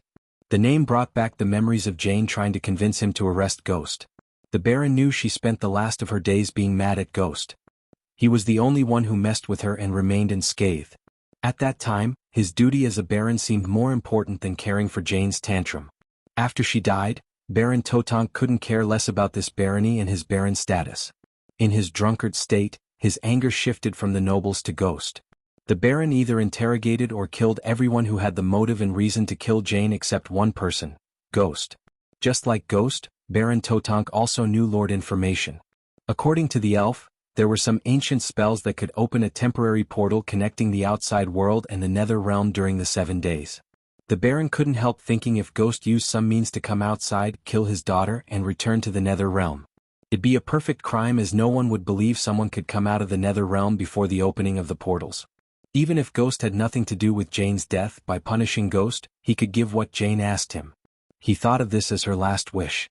His Majesty Ghost? Ah! The Baron burst into laughter. Ricky saw his laughter turning eviler by the second. When the rumors began that the Baron had gone mad, Ricky didn't believe it. However, seeing him laugh like this, Ricky started to have second thoughts. What kind of booze you drank? Ghost, King, the old mage realized something was going on here as he walked towards the Baron. Haste the King's decree. Ricky was smart enough to realize that if he continued to talk to the Baron, something bad could happen. Ricky saw drunkards start fights for no reason during his time as a gate guard. He quickly retrieved the parchment from his space ring and handed over the decree to the old man standing beside the Baron as he looked calm and composed, unlike the Baron. The Baron took a long gulp of booze while the old man was reading the parchment. Soon after the old man read the parchment for a couple of seconds, a glimmer of shock and surprise appeared in his old eyes. His hands even slightly shivered. My lord, with his eyes wide open, the old mage turned his gaze towards the Baron. My lord, the old mage called again to take away the Baron's attention from the booze bottle in his hand. Smack. The Baron smashed the booze bottle on the head of the noble prisoner before him. Ricky was stunned as he took a step back in fear. He looked over his shoulder, waiting for Ghost to walk into the hall. Ricky kinda started to regret coming here alone. He would have waited outside if it wasn't for Ghost and Claire taking a stroll around the manor to get to know the landscape more, as Ghost would live here after today. He's telling the truth. This is not barony anymore, it's Kingdom of Bradford. What rubbish are you blabbering? Give me that. The Baron pulled the parchment from the old mage's hands. Despite the hangover, the Baron could read the metallic black letters on the golden parchment. Ricky and the old mage both saw the veins on the Baron's forehead popping out. They could hear the sound of Baron's teeth grinding against each other. His body trembled as they sensed a cold, murderous aura filling the hall. So this is how they repay me in the Totonk legacy? The Baron said, crumbling the parchment. That bastard. Ricky wondered if the Baron was cursing the king or Ghost. Either way, Ricky knew the Baron would not leave peacefully, not with his current state. There is nothing we can do, my lord. Compared to Ricky, the old man had so much life experience. He could tell for sure that the situation is going to escalate to another level. Although what King Bredia had done was ungrateful and borderline disrespectful, they could do nothing. After signing the parchment, even King Bredia had no power in Bradford anymore. Bradford belonged to no one but Ghost himself, as he is the king from today onwards. Oh, I disagree, Yanab. I can still do this. As he said, the Baron immediately dashed at Ricky. Unlike everyone in the room, Ricky was not very experienced in battle. His reflex and reaction time was way slower, as Ricky didn't even realize what just happened until he got lifted up by his neck. Ricky felt the grab around his neck getting tightened. He started to struggle to breathe. My lord Yanab, the old mage tried to stop the Baron but was stopped in his path by a death glare came for the Baron. Let him go, Baron. Suddenly a melodic voice reverberated through the throne hall. Although Ricky sighed in relief, he wanted the Baron to let him go so he could breathe. The Baron and everyone saw a girl with golden hair gracefully walking towards them. Her eyes contained a sliver of anger. Sect leader Claire Yanab recognized the girl. It has been almost 2 years since Yanab has seen Claire. She didn't seem like the girl he saw 2 years ago. Let Ricky go before he comes here, Baron. Claire came to stand beside Ricky. She was more concerned about what would happen to the Baron and his men if Ghost saw this rather than being mad at the Baron for treating Ricky like this. You think I'm afraid of him? The Baron was obviously not thinking it clear due to his current state. Claire knew that. I'm telling you for your own sake, Baron. If you aren't afraid of him, you should be. Now let him go before this escalates any further. Did he kill my Jane? Still, the Baron hadn't let go of Ricky as Ricky's face started to turn purple. No, what are you talking about? We all know who killed her, whoosh. Just when the Baron was about to say something and Ricky was going to faint, a powerful gust of wind blasted away the Baron and Yanab. Claire heard the crackling noise of lightning bolts coming from behind. My lord. The soldiers immediately rushed towards the Baron to project him as well as help him stand on his feet. Ghost, Claire turned back to see Ghost standing in front of her. The golden lightning bolts danced around his right hand while his left hand had a sleeping nightmare. The 3 noble prisoners were wiggling on the ground. Their heads were covered. Hence they had no idea what just happened. They just felt a powerful gust of wind pushing them onto the ground face first. I want to send you with the respect you deserve, Baron Totonk. Don't make it difficult for you. Take a walk and calm yourself down. Claire couldn't help signing in relief. She almost thought Ghost was going to massacre everyone. Recently he was becoming very unpredictable, as though he was a ticking time bomb. There were 12 people in the hall excluding Claire, Ricky and Ghost himself. Baron Totonk was at the core formation stage level 3 while the old mage was at core strengthening stage level 3. The rest of the guards were only at core formation stage level 6. If Michael wanted, he could kill every single one of them, including the old mage. Honestly, he wanted to kill them, he wanted to massacre them. He was resisting killing them with every fiber in his body. Take them away, sect leader Claire. Michael doubted he would be able to stop himself from killing them. System, what the hell is wrong with me? Michael asked the system before turning back to leave the throne hall. System level is too low to answer the host's question. Please upgrade the system level? So something is wrong with me? Fuck. Michael cussed inside as he walked towards the door to leave the throne hall. He could feel the bloodthirstiness increasing inside him at a monstrous speed. At this rate he would really be the Dark Lord everyone was so afraid of. Stop. Claire saw Baron Totonk screaming as loud as he could. His eyes were bloodshot red. It was obvious the Baron was furious. Regardless of the Baron's scream, Michael didn't hear him. He was too focused on controlling himself from massacring everyone. He continued to walk away when Claire saw a ball of purplish fire appear before the Baron's hand. Don't. Claire was too late as the Baron threw the fireball at Ghost. It was not a powerful spell, just a miscellaneous spell used to chase away low-level beasts. The spell was quick to cast as well as it was a chantless spell. The fireball soared through the air like an arrow. Just as it was about to hit Michael, a light blue translucent shield appeared around him. The fireball disappeared when it hit the shield. Claire's heart skipped a beat when she saw Ghost halt his steps. He slowly turned back as she saw the veins on his face popping up. He was literally shaking, and Claire had never seen Ghost shiver in anger. Ghost. Claire approached him cautiously because something didn't feel right to her. Do not test me. Chapter 377. The words that came out of Michael's mouth sounded unearthly. It sent a chill running through Claire's spine. A wave of fear hit the core of the armored soldiers. Unconsciously they took a step back. Michael was on the verge of going berserk on them. Every being in his body wanted to slaughter them mercilessly. Did you hurt my Jane? Baron Totonk grumbled. You know what? Michael was tired of people accusing him with no evidence. Although he ordered Gaia to kill Jane, there was no evidence that tied the murder to him. He knew even if he hadn't done anything to Jane, these people would have accused him anyway. Everyone stared at Michael's face to see what he was going to tell. He took a few steps forward as Claire's heartbeat continued to rise. Don't give, he breathed between every word. He was battling with himself to block the thrust for chaos. Arg, suddenly Michael growled in pain. He lowered his head as he placed Nightmare on the ground. Yawnon, the little dragon slowly opened his eyes while yawning. Claire and Ricky saw the side of his face while the Baron and his men could only see the top of his head. They could vaguely hear him mumble something under his breath. Give what? The Baron asked, gritting his teeth. His grief and booze he drank made him lose all the reasons. Give a fuck about what happened to that bitch. His words stunned the Baron. It took the Baron a couple of seconds to sink in what he just said. Michael's voice became more animalistic. It was unearthly. When the words finally reached the Baron's head, he stomped the ground in anger.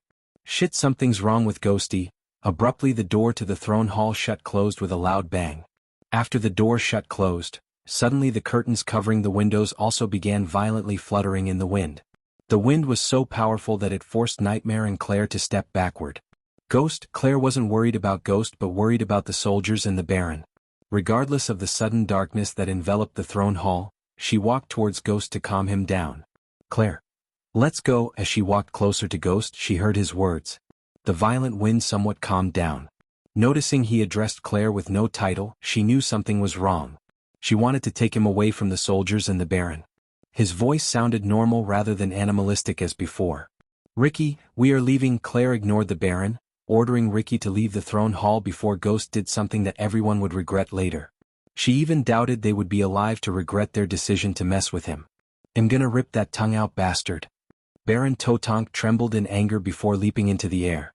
A gigantic war hammer-plated silver materialized in the Baron's hands in the mid-air. Moon wave. Claire stomped the ground, turning back. She pointed her finger at the Baron as a sparkling crescent-shaped wave shot out of her fingers. The blade gradually became wider and bigger as they flew towards the Baron. Before the Baron could react to the crescent blade, the wave hit the Baron and sent him flying backward as though he was a kite without an anchor in the storm. Except for the old mage Yanab, the soldiers didn't see what just happened. Claire's movements were lightning fast. Back off. Claire stomped the ground once again as the ground split open. The cracks formed until they reached the feet of the soldiers. Yanab was pleasantly surprised by Claire. She seemed to be at the peak of core formation. The old man wanted the Baron to accept their fate and move on, but he saw the Baron stand up with shelved hair, trembling in anger. A battle was inevitable, Yanab knew. What are you morons looking at? Kill them. Nightmare flapped his wing to appear before Claire. He immediately transformed himself. The soldiers shivered seeing an 8-foot dragon staring at them with puffs of smoke coming out of its nostrils. Nightmare's crimson scales began to glow in bright orange. Baron, you really don't want to do this. I can hang you for disrespecting your king. Claire glanced at Michael to let them know who he is now to them. He was still showing his back to them. You stupid idiots. Once again Michael's animalistic voice echoed through the throne hall. You wish for death so bad. The violent stormy wind returned. The howling sound of the wind gave an ominous feeling. Ghost, Claire tried to touch his shoulder as he finally looked up, showing his face. When he turned around, Claire's heart skipped a beat. She felt a chill running through her spine. Unconsciously she stepped back, and so did Ricky. There was no white in his eyes anymore except for his pupils. Everything turned pitch black. His pupils were fiery red like a demon. Lightning bolts began to form around his arms as he walked towards Baron Totonk. He may have become a king, but the soldiers and Yanab's instincts to protect their lord kicked in. Regardless of a dragon standing before them, they rushed towards the Baron. Ghost, stop. Claire dashed at Michael when he was just a couple of meters away from the Baron. Don't. Claire heard his cold beastly voice before getting blasted by an invisible force. Mary. Nightmare shouted when Claire was sent flying by Ghost. With a flap of his wing, he dashed at Claire. However, the force that hit Claire was far greater than anyone could imagine. She hit the wall, creating a loud thud before falling down to the ground unconscious. Michael seemed to give no shit about what happened to Claire. He continued to walk towards the Baron. Hallowing bolt. Yanab immediately pointed his staff at Michael as a bolt of purple energy blast shot out of the staff. The responsive shield immediately appeared to absorb the blast, but since Yanab was at core strengthening stage level 3, it couldn't completely absorb the attack. The remaining force hit Michael, sending him sliding away from the Baron. I will grant your wish. His pupils glowed brighter while the golden lightning bolts dancing around his arm became thicker. They produced constant crackling noises of electricity. The bolts of lightning coiled around his arm like hundreds of tiny snakes. The entire throne hall became darker. Regardless of the daylight outside, it was like evening inside the throne hall. Ignitia! Michael raised his arm as a bolt of powerful lightning bolt fired out of his arm towards Yanab. The death range enhanced his power exponentially. Before Yanab finished casting a defense spell, the bolt of light reached him. If it wasn't for the old man's quick reflex to leap just in time, he would have had a hole in his chest. Protect Lord Totonk, one of the loyal soldiers shouted before dashing at Michael with his sword held high. Ricky couldn't help shivering looking at the soldier running towards Michael. Ricky saw Ghost remaining there without even moving an inch. Poch! Just when the soldier was a couple of seconds from cutting open Michael in half, the soldier froze in his path. Nard, the fellow soldiers screamed. Behind their helmets they were horrified. A hand was sticking out of Nard's metal-covered behind. The hand had a red oozing blop in its hand. Ricky's face turned pale as he realized the oozing blop in Ghost's hand was nothing but a human heart. The heart was still beating in his hand, but it was soon crushed into a paste by Ghost. Ricky immediately threw up. When Michael retrieved his hand, the soldier collapsed onto the ground. Looking at Ghost staring at them with blood dripping down to the ground from his hand, a dread hit the core of the soldiers. Still, they were surrounding the Baron and waiting for Yanab to help them. If anyone could help them, it was their court mage. Anyone who stands in my way. A devilish grin slowly emerged on Ghost's face. It was not a smile that radiated warmth. On the contrary, it was a smile that created a tingling sensation in their spines in fear. Ignitia! Just when Yanab was casting another spell, Michael sent another lightning bolt.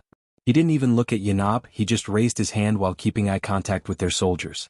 Yet again Yanab dashed out of the lightning bolt's trajectory. Currently, there were 9 fully armored soldiers surrounding the Baron. Even for someone at the core formation level 10, 9 fully armored soldiers as well as a core strengthening stage mage was a huge threat, but not for Michael. The death range was cast by him without his command. It catapulted his overall strength to core strengthening stage level 6. One step at a time, Michael walked towards the soldiers. He kept tilting his head left and right while grinning. Chaos Blade, Savagery of Strength. Two soldiers simultaneously cast spells that boosted their strength. They dashed at Michael. One soldier's metal armor began to glow in bright golden color while the other one became bulkier like the Hulk. They dashed at Michael from both sides. Michael grabbed the sword in one soldier's hand while grabbing the bulkier soldier by his neck. Before the two of them could wiggle, Michael simply snapped the bulkier soldier's neck. The bulkier soldier collapsed onto the floor with a thud sound. The soldier struggled to release the sword from Ghost's hand, yet he couldn't even move his sword an inch. The other soldiers wanted to join the fight, but they couldn't leave the Baron unprotected. Hence, they saw Ghost pull the sword from their college's hand like taking candy from a child's hand. Clang. As Michael took the sword, he snapped the sword in half. Poch, poch, poch, poch, poch, poch. The soldier tried to dash backward, but he was too late. Michael plunged the broken arrow directly into the soldier's shoulder through the metal armor. Without showing a shred of mercy, Michael kept rapidly stabbing the soldier until the soldier's lifeless body fell onto the ground. However, his brutality didn't stop at that. He stomped the soldier on the chest, crushing his chest. Death and chaos. TSK, TSK, so beautiful. Yesterday I wanted to release 2 chapters, but this chapter wasn't up to the usual standards. So I deleted the entire chapter and rewritten it so the chapter will be worth your time and money. Sorry for not keeping my word. Chapter 378, Mary, open your eyes. Nightmare shrunk himself. He rubbed Claire's face with his hand to wake her up. Ricky was staring at Ghost rip the hand off of a soldier and beating another one to death with the bloody hand. He couldn't see the brutality anymore as he turned his head towards sect leader Claire. There was a hole in the wall where she hit before falling onto the ground. Fiery frenzy. While Michael was busy stopping a soldier to death, Yanab screamed, casting a powerful fire spell.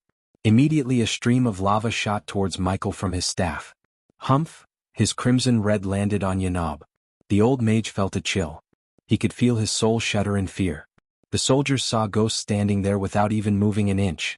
In a few seconds the lava stream hit his body, but weirdly the stream went through him. Only then did they realize it was an afterimage as the figure of Ghost faded into thin air. They quickly moved closer to the Baron. He was still trying to push them away and fight Ghost himself, but the soldiers were manhandling the Baron to protect him. Suddenly Yanab's instincts kicked in as he felt someone's behind him. He tried to dash away, but a hand grabbed him by the back of his neck. Yanab opened his mouth to cast a quick spell, but another hand closed his mouth. You should have left when you had the chance. Yanab heard Ghost's voice. It didn't sound like the voice of any human. It was something different, cold, murderous, and bone-chilling. Now you are going to die, and oh. The Baron screamed at Yanab, but it was too late for Yanab. His head exploded into nothing but red mist. Lord Yanab. The soldiers couldn't believe he killed Yanab. Yanab was the most powerful mage in Bradford. He studied with the royal court mage of Royal Land himself. The old man settled in Bradford to live his old age in peace, yet because of the Baron, he died a horrible death.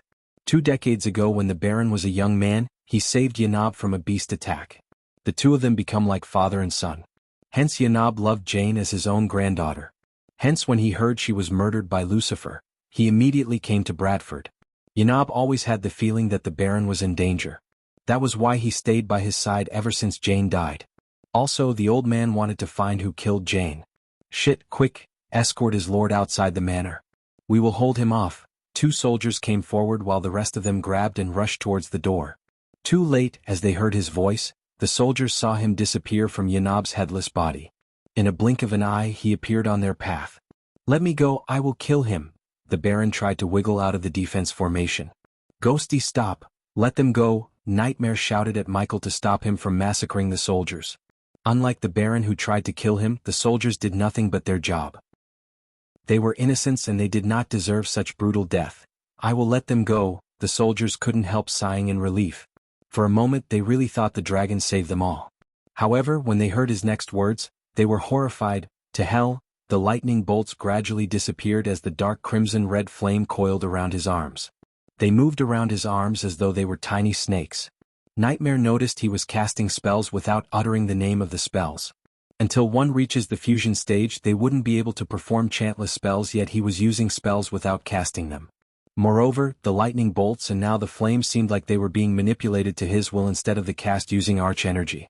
If someone from the Sky Hall saw Michael, they would be speechless. No one in the world except some higher-ups knew about the existence of ancient gods. Elemental manipulation was the power wielded by the ancient god themselves. No mortal could even grasp the basics of elemental manipulations, yet Ghost controlled two elements, lightning and fire. Go. We will buy you as much time as we can. The two brave soldiers knew they couldn't stop him, yet the oath they took to protect the Baron gave them the courage to face Ghost. The one who was at the fault was the Baron himself. If it wasn't for him picking up the fight with Ghost, those soldiers and Yanab would have still been alive. For the Baron. For the Baron.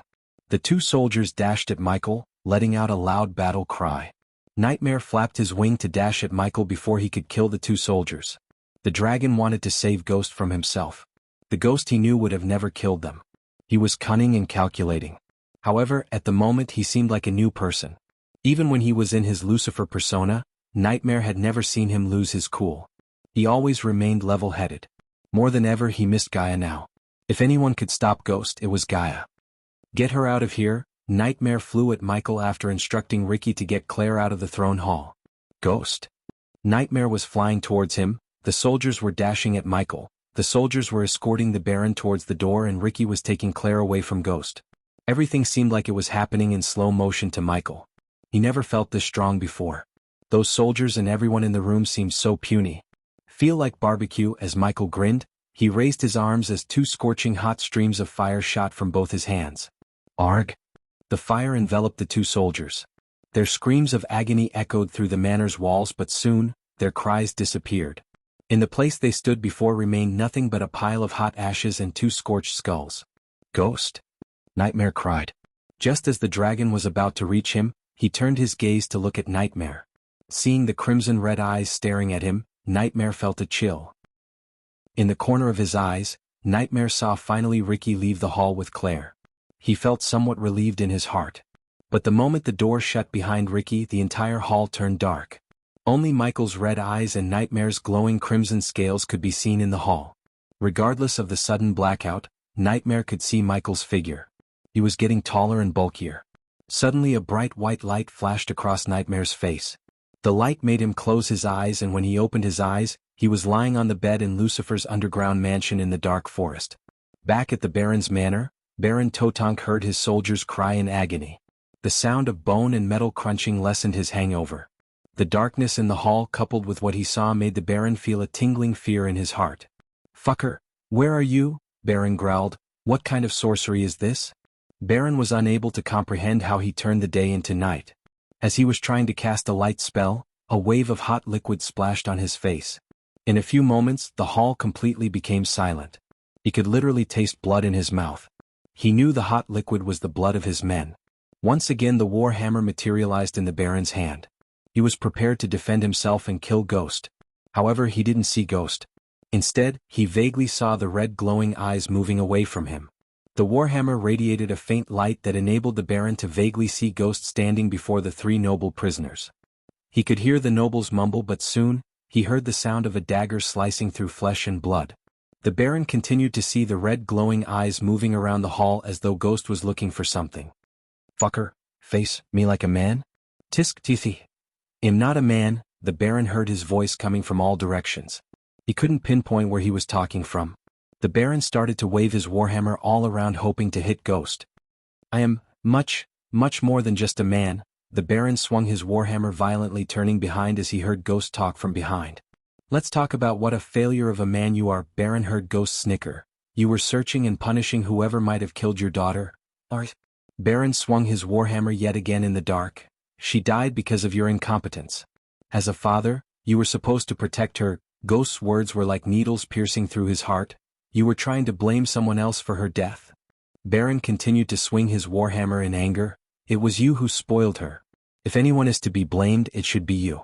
A failed father." As the Baron heard these words, without even his control or willingness, he lost the hold of the warhammer. Tears flooded out of his eyes as he fell to his knees. "You spoiled her and made what she was, her death, and you." Baron could hear the voice getting closer and closer. However, he was in no mood to fight. The words uttered by Ghost shifted the blame and anger from Lucifer to himself. "Imagine how she would have cried for her daddy, when the life was leaving her. She would have prayed for you." prayed for her father to come and save her. Baron felt a gust of wind as he looked up to see the glowing red eyes of Ghost staring directly in his eyes. You failed her, you failed your baby girl, you let her suffer, you let her go through that pain and agony, you killed her. The words were doing something inside the Baron. He couldn't take it anymore. The Baron wanted nothing but Ghost to stop. It felt like these words torturing his soul itself. He couldn't help imagining Jane crying for him to save her. Take this and take your pathetic life. At least you will get a chance to say sorry for failing her. The Baron felt Ghost placing the dagger in his hand. Jane, the Baron mumbled as he gripped the dagger tighter. Don't make her wait this time, Pulch. As the darkness faded away from the hall, several lifeless bodies could be seen lying on the hall. One of the bodies was the Baron with a long deep cut around his neck. Chapter 379 Crime Investigation. When the heavy rain finally slowed down to a drizzle, two figures landed on the front lawn of the Baron's manor in Bradford. As they descended on the ground, they were welcomed by a bunch of guards in both full metal armor and leather armor. Archers were atop the manor looking at the surrounding cautiously while several groups of soldiers patrolled the manor around. There was red tape surrounding the manor with commoners staring at the manor from behind the tape. The soldiers were struggling to keep the commoners from crossing the line. Regardless of the dark clouds hovering in the sky above them, the people didn't seem like they would leave the manor. The soldiers didn't dare to stop the two figures because they all knew who they were, guardians. The two figures who came were none other than Peyton and Zanali. What's going on here? Zanali asked Peyton, looking at the tensed faces of the soldiers. Zanali expected the people of Bradford to be in shock, but they looked more terrified than shocked. You will know soon, Peyton simply said instead of explaining. The two of them walked towards the manor's main door. Some of the soldiers who saw the guardian crest on Peyton and Zanali's clothes heaved a sigh of relief. Along the way, the soldiers who were patrolling the manor halted their steps to bow. Giving them a simple nod, Peyton and Zanali made their way towards the manor. The two soldiers standing near the door quickly opened up the door without a question when they saw the guardian crest on their chests. As the door slowly opened, they saw a couple of holy guards talking to a young man. Peyton had seen the dark-haired young man before at the arena. He dressed in full black like Ghost, but he was far cry from Ghost. Peyton knew who he was. He was one of the Ghost's lackeys, Ricky Cruz. Born and raised in a poor family, joined the military of Bredia when he was 16 years old after his father retired from the post of gate guard. His life turned upside down when he met Ghost. At the moment, Ricky's monthly wage was far greater than any soldier on the continent. Within a year, Ricky brought his family from a small village in Bredia to the residential area of the Sunrise Sect. Ghost was transforming the Sunrise Sect mountain range into his own mini-kingdom. They were creating several zones in the mountain range.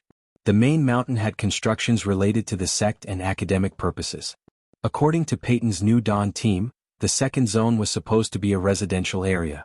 Another rumor she heard about Ghost as he was searching for elven architects to work with dwarves to transform the mountain range without destroying the forests and wildlife in the mountain range. His love for nature always made Peyton really wonder about his personality. He never seemed like a person who would care for Mother Nature. However, he was an alchemist and the owner of the largest herbal garden in Bredia. Hence, his love for nature somewhat made sense. Taking her glance away from Ricky, Peyton saw several horribly mutilated bodies lay on the ground. The entire hall reeked of blood and arch energy. Miss Peyton. Suddenly Peyton heard a calming voice from behind. She turned back to see Ghost walking towards her with a welcoming smile on his face. I wish we had met under a different circumstance, she nodded as he turned his gaze towards Zanali. Miss. Zanali gave him a cold nod, but he didn't seem like he cared. What happened here, Ghost? Or should I call you King Ghost? Zanali noticed the smile on Peyton's face. It was peculiar as she thought Peyton hated Ghost to the core. Nah. I prefer you call me Ghost as long as I don't have to call you Guardian Peyton. Too tongue-twisty, Ghost chuckled as Peyton nodded. What happened here? The smile on Ghost's face disappeared as he sighed after hearing Peyton's question. Follow me, it's better if I showed you. Peyton and Zanali followed him behind to the east side of the throne hall. The shadows of pillars and the curtains darkened the floor beneath. The closer they got, they saw a body lying on the ground. Compared to the rest of the bodies, the body before them was intact. That's Baron Totonk. Zanali was stunned. She looked at the deep cut around his neck before turning her gaze back at Peyton. Peyton, however, didn't look as shocked as her. She just adjusted her square spectacles, taking a closer look at the dagger in the Baron's hand. The Holy Guards are still doing the investigation, but it seems like the Baron took his life with that dagger after going mad on the poor soldiers. Based on the cut and the Baron's body position, Peyton agreed with Ghost on the fact he took his own life. The Holy Guards took the Baron's warhammer. Some soldiers were beaten to death with the hammer, at least it looks that way. Sigh, Ghost sighed as he continued, the soldiers' family have to conduct a closed casket funeral. I will make sure their families get what they deserve and more. Peyton nodded. I saw 2 piles of ashes with skulls. I don't think the Baron was powerful enough to cast a spell that powerful. I heard the personal guards of the Baron were at core formation level 6. The Baron was weaker than them and not a mage. Follow me yet again. Zanali followed Ghost behind. They were walking towards the throne where Zanali saw a holy guard in full white metal armor standing beside. Noticing the guardians approaching, the holy guard walked away from the body. As the holy guard moved away from the body, Zanali saw the complete body or what was left of it. In the place where the head should have been, Zanali saw brain matter, skull pieces and blood. She felt nauseous just by looking at it. She thought Gaia's killing was brutal, but what happened inside the throne hall was on another level compared to the killings of Gaia. Zanali couldn't believe it was done by a normal being. It seemed like something much worse stormed into the hall and massacred them without a shred of mercy. Their bodies were mutilated. She doubted even Ghost was capable of such violence. Oh, Peyton whistled as she took a look at the staff in the mage's hands. If I'm a gambling man, I would say this is Yanab, the Baron's court mage, and he has something to do with that spell. Maybe. Peyton squatted near the body. She studied the body for a few moments before turning her gaze to look at the 2 piles of ashes. Meanwhile, Zanali and Ghost patiently stared at Peyton. It depends on how powerful the spell was, but the distance makes sense. Of course it does, Michael thought. He was not a hitman in this world as he used to be, but that didn't mean he forgot how to erase the evidence and create new ones to throw the authorities off. It took him half an hour to rearrange the bodies and set up a new crime scene. As far as Michael was concerned, unless someone like Sherlock Holmes comes to see the crime scene, no one could find any evidence that ties him to the killings. As for Ricky and Claire, he didn't worry about them. He made Ricky his subordinate to see the loyalty level. The youngster was 95% loyal to him. In addition to being loyal, Ricky promised he won't tell a soul what happened in the throne hall. Of course, Michael didn't believe his words alone. Yet, Ricky was too valuable and loyal to just kill him. Hence, Michael placed a spy cam on him and ordered Azazel to monitor him all day every day. If Ricky kept his mouth shut, he would live. Claire's situation was somewhat complicated thanks to his stupid outburst. His instincts told Michael not to harm Claire but only place a spy cam on her too. In truth, Michael didn't think Claire would ever rat him out to the Guardians. Just like Ricky, she would not be harmed as long as she kept her mouth shut. Although he didn't want to kill Claire, if she ratted him out, he would have to kill her. Too much was at stake. He was mad at himself for not being able to control his bloodthirstiness. He felt like he was caged inside his own body and someone else took over his body to kill them all. The moment he finished dealing with the Guardians and the Holy Guards, he wanted to have a long chat with the system to find what was wrong with him. The urge to kill was under control unlike before, but he wanted to fix himself before he was being taken over. Ghost, did you inform the Baron's family? Peyton asked. Yes, I sent the men to let his sons know what happened here. Giving the answers of what really happened here depends on Holy Guards and you guys. I urge you to do a complete investigation. My men and I will help in any way we can. Your Majesty, the nobles are here. Peyton saw Ricky call for Ghost. Excuse me, Miss Peyton, I have kingly duties to take care of now. Of course we will be in touch, Peyton said. Zanali stared at Ghost's figure slowly disappearing from her sight. Then she asked Peyton, what do you think that happened here, Peyton? You buy his story? I don't. Peyton adjusted her spectacles. But I also don't think he has something to do with the killings. He is a core formation level 10. Although he is very powerful, he couldn't have killed all those core formation warriors and a core strengthening stage mage. I knew Mage Yanab, he couldn't have been killed by Ghost. Peyton was not wrong though. What killed them all was not indeed Ghost. It was something much more powerful, the sprout of the true Dark Lord. Chapter 380. Back in the dark forest, Michael was standing in front of a mirror staring at his reflection. My lord, you're here. Azazel hovered through the walls to see Michael. The demon butler frowned, noticing the scars on Ghost's body. Something happened, my lord? Azazel asked. Ghost was not wearing any face mask to hide his face. Azazel was completely loyal to him. Besides, in the future, Azazel would have to work with both his personas, Ghost and Lucifer. He thought of Azazel as Alfred to his Batman. Baron Totonk and a bunch of soldiers who were just doing their job were killed, Ghost said, throwing the long coat he was holding in his hand to the bed. Who killed them, my lord? Me. Michael slowly walked towards the mirror. He put his hand on the mirror. Boom. Suddenly Michael punched the mirror as the glass mirror shattered into tiny pieces. The broken pieces on the ground reflected Michael's angered face. "Have you finished with the surveillance room?" Azazel nodded. "Yes, my lord, I can now monitor your spycams 24/7. Good, now go. I need some time alone. I will be waiting for your order, my lord." Bowing his head, Azazel left the room. After Azazel left the room, Michael sat on the bed. On his face, there was no sign of delight thinking about how he was going to break through to the core strengthening stage. Rather, he was more worried about his outburst and the third persona. "System, what's happening to me?" Michael entered the system interface. Staring at the status window, he asked the system. "The system's level is too low. The next upgrade will cost the host 200,000 badass points. Does the host wish to upgrade the system to 4.0? Do it." Michael was too focused on what just happened to him. He wasn't in the mood to bitch with the system for its uselessness to this situation. The experience cap for each level in the core strengthening stage will be reduced by 25% after upgrading the system. Initial experience cap 800,000, System 4.0 experience cap 600,000, System upgrade is in progress. I hope you have an answer to my problem. System version 3.0 host.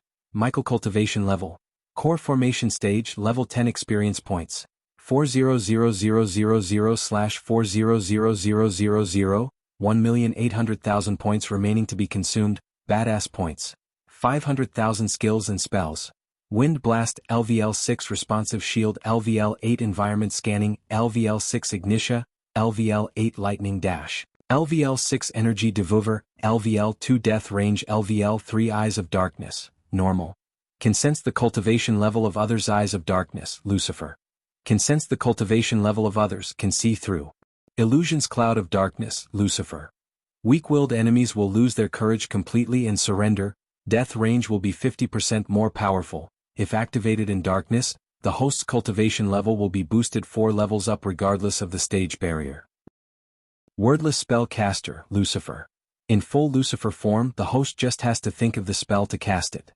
Techniques. Swords of Destiny 95% Mastery Ring of Fire, 83% Mastery Serpent Maga, 96% Mastery Occupation. Core Disciple of Sunrise Sect, the Guardian of Sunrise Sect, Lord Lucifer of the Abyssal, the Dark Lord, King of Bradford. Status. Healthy goals. Control the world, rebuild the Order of Death. Utility function. Banker LVL 5, ratio, 1,000 gold coins, 40 badass points, runic teleportation, X-ray vision, also integrated with Eyes of Darkness. Wealth, 5 million gold. Special trait, 5-star Alchemist 3-star Inventor. Subordinates, Gaia Warrior, loyalty level 100%. Raylene 5-star Chef, loyalty level 99%. Arya, Assassin, loyalty level 38%. Heinberg Warrior, loyalty level 35%. Maxine Warrior, loyalty level 98%. Tiberius Warrior, loyalty level 45%. Sadie, loyalty level 30%. Ricky, loyalty level 95%. The Silent Reaper Crew Pirates, loyalty level 80%. Base of operation. Sunrise Sect, the Abyssal, the Crypt Kingdom of Bradford. Familiars. Nightmare, Forest Dragon, Vidora, Three-Headed Hydra. While the system was upgrading itself, he noticed the 5% loyalty drop in the Silent Reaper crew. It made sense though, as they were stuck in the crypt instead of pillaging the ships in the sea. Ever since the Guardians destroyed the Silent Reaper, Michael was keeping the pirate crew in the crypt in Undead Island. He provided enough rations for them to last for 3 months. Although Maxine was there to oversee the pirates, the crypt was like a cage to the free-spirited pirates. Michael lost track of time. In a blink of an eye, 6 hours passed by. The system upgrade is completed. Current system level 4.0. The host has 1,600,000 experience points left to consume. Does the host wish to consume the points? Before we do that, tell me what happened to me earlier? The system's level is too low. What the? Michael couldn't believe what he just heard. He spent 200,000 badass points to upgrade the system, yet he received nothing. On top of being pissed at himself, the system's uselessness kindled the fire of anger inside him. Shit, how much for the next upgrade? 600,000 badass points? Michael wanted to punch the system if it had a physical body. However, he quickly controlled his anger before he might lose control again. Instead of getting consumed by anger, Michael calmed himself down. He tried to think instead of letting the anger overtake his brain. System, consume the points. The breakthrough to the core strengthening stage will take 4 days. Warning. The system will be offline for 4 days. Warning. The host will be in an unconscious state for 4 days. The system will notice the host if the host was in danger. Do it. Michael wasn't worried about his safety as he was in the dark forest. Besides, he let the elders handle the meeting with the nobles in Bradford. His top priority now was to get stronger and find a cure for his new problem of losing control of his mind. Congratulations to the host for reaching the next stage, the core strengthening stage. Congratulations to the host for leveling up. The current level is core for strengthening stage level 1. Congratulations to the host for leveling up. The current level is core for strengthening stage level 2.